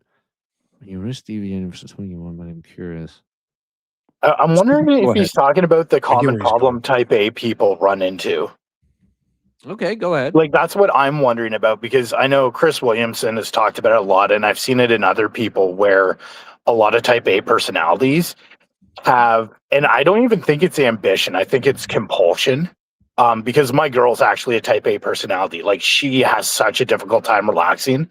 And there was something I told you about in the past where she had a rest, and I was kind of forcing her to rest, and it was infuriating as hell, because she's just a type A person where and that's another thing. A lot of people get type A personalities confused, thinking that they're leaders of men and boss bitches and that stuff. It has nothing to do with that. It's just type A versus type B is basically how you deal with work and your compulsions. And type A people tend to give into compulsion, and they do that through work. Like, and a lot of people get obsessive about it. Like, we all kind of look at superstars like a Michael Jordan, a Tiger Woods, and stuff like that, and we kind of venerate them for their accomplishments. But there's a heavy price to pay for that. A lot of times is they can't maintain relationships with family. They're very isolating people. So I'm not saying, like, if you are type A and you have ambition, like, don't go for it, but do realize that it's not a golden ticket to a happy life. And I'm wondering if that's what Lee's trying to get towards, is like towing that line where, yes, you can work hard and you can grind and you can do what you need to do to set up your life to be successful. But how do you balance that with the compulsion to keep going? But I don't know if that's actually what he's asking or not. No, but like, as soon as you give up something that you have and want, I already think you're heading in the wrong direction. Nothing is worth giving up what you truly want or already have. At least, like I said, I don't have kids or whatever. I assume when you have kids, they take the number one priority. That's why I would, if I'm going to go for it, I want them when I have truly achieved what I want. Where it's like, nah, I have it and I know I need to give it up for them, and I will be at peace with it. Okay, so I just read the comments, and Lee was like, yeah, kind of what I'm getting at. And so, yeah, that's a really common thing with type A. I'm not a type A person myself, so I don't have personal experience with that, but you could probably learn something from me, but I would say maybe tone it down a touch. I've always lived my life on ROIs. Like for a perfect example is in university, high school, I like, you know this about me, Jack. Like when I write my essays, I do them in like an hour and a half, and they're done. Poop Right. race. Like, right. And so I was kind of the same way in university, where I could shit out an essay between an hour and 3 hours and guarantee to get at least a B plus, if not an A minus. And I remember my parents would be like, say that typical boomer thing. Oh, if you applied yourself, like you could be a straight A plus student. I'm like, yeah, I could, but I spend 3 hours to get an A minus, or I could spend 40 hours throughout the course of 3 weeks for what, an extra 5%? Like, fuck that. Like, no, I'm fine with being a B plus A minus student. Yeah, same with me in college and whatever. It's like, what do I need to pass? Okay, I'll get that. Yeah, and I'm the same way in relationships as well, is to be like, okay, like I want someone who hits the very significant things that are important to me, but I understand that that's going to come with headaches on other small things, but I'm willing to let that go, because like trying to find the quote unquote perfect woman for me, it not only is a giant fallacy, it's just a complete gutter of an ROI. Like if I can deal with kind of average women shit, but the things that are really important to me are on the mark, that's good enough. Oh, fair point. Moff, your thoughts? Yeah, it's a really interesting question. It's tough. I don't have a great answer for it. I thought about this a lot at my last Heroes trip. I take, every year I take a group of guys from my community, and we're going twice this year. So we usually go in May, but we're going back in September up to Algonquin in Ontario. So, Stripper knows all about, that. I'm sure you know about Algonquin Park, but we'll do a little bit of plant medicine. We'll do a little bit of psychedelics. And, you think in 4 hours, you've run every gamut of emotion and hot thought of the human experience. It's pretty wild, especially if you do enough. But one of the things I was thinking about was the great men of history, and what do they all have in common? And and not all of them, but many of them are known for great works of art or philosophy or business. And it seemed that the higher they climbed on the totem pole of what we would view as success, the worse off their lives in terms of family, relationships, kids, marriage, wives, whatever, the worse it tended to be. And so is there an equilibrium point where I have the exact amount of success and the exact amount of relationship success, then they're kind of right in pure balance? And does that even exist? Or is it, and maybe it's just what you need to prioritize. If you're going to prioritize family and relationships with people, then you're going to have to understand that sacrifices are going to happen. If you think that providing resources is going to be more important, then other sacrifices will have to happen as well. I don't think there's a perfect answer. I think you can find anything that's destructive. I think it's like, well, if you're spending a lot of time with your family, you're not going to be out there getting after it and getting as many resources as you possibly could. Okay, fair point. But if you're spending all of your time doing that, then are you foregoing relationships with your kids? Like, can Elon Musk really be the best possible father to his 14 children or whatever it is? No, absolutely not. Same thing with a guy like Andrew Tate. If he's talking about all these women that he has and all the, difference is my buddy. For him, it's like, okay, we're going to have sister wives. We're going to live in a house. I'm not going to have different houses. I'm not going to live in different states or different countries. So I don't know. I think questions like these are great to think about, but man, you can really go down the rabbit hole with this stuff and just drive yourself nuts. I think really it's just pure action and you'll learn by the feedback that you get, and you can take that feedback and say, oh, I'm really enjoying this. Cool. I want more. Or actually this fucking sucks. I'm going to stop doing it. Yeah. Well, I think that's where Thomas Sowell's quote, it becomes really important, that there's no such thing as a perfect solution, only trade-offs. And your job is to find the best trade-off that works for you. That's paraphrased, but that's basically it. It's all about ROI, right? And you can only really ascertain that through experience. Experience and self-reflection. They're two sides of the same coin. Yeah. But on that note, I'm out, boys. I'm out to spend time with my family. Well, I did want to wrap it up. Guys, great show. Absolute great contributions today. Moff, very glad you joined. I want to thank Chad Whistler Stroke, Lewis, Chad again, Lee, for the very generous super chats of the morning. Very much appreciate them. All the guys tuning in, thank you so much for being here. Remember to hit that like button and subscribe if you haven't.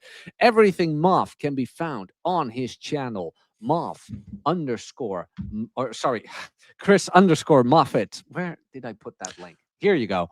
Moff channel is here. Chris _ Moffat. Go check his out. Female POV. And what was the other show called again? Navigating Modern Dating. Navigating Modern Dating. Make sure to tune in on that and subscribe to Moff's channel. For Stripper, stripper.substack.com. Lee posted the link to that as well, and it is here too.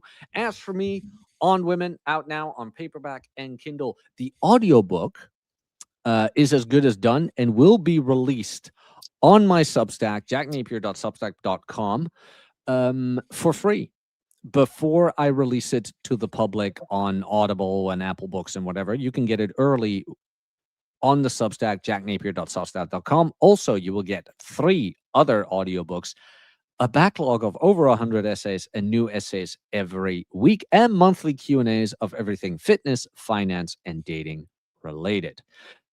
Thank you, gentlemen, for joining me today. Thank you, everybody in the chat, for joining us in the live chat. Again, hit the like, subscribe if you haven't, comment down below your thoughts of this show, and we will see you guys next week. Cheers, boys. Thanks, guys.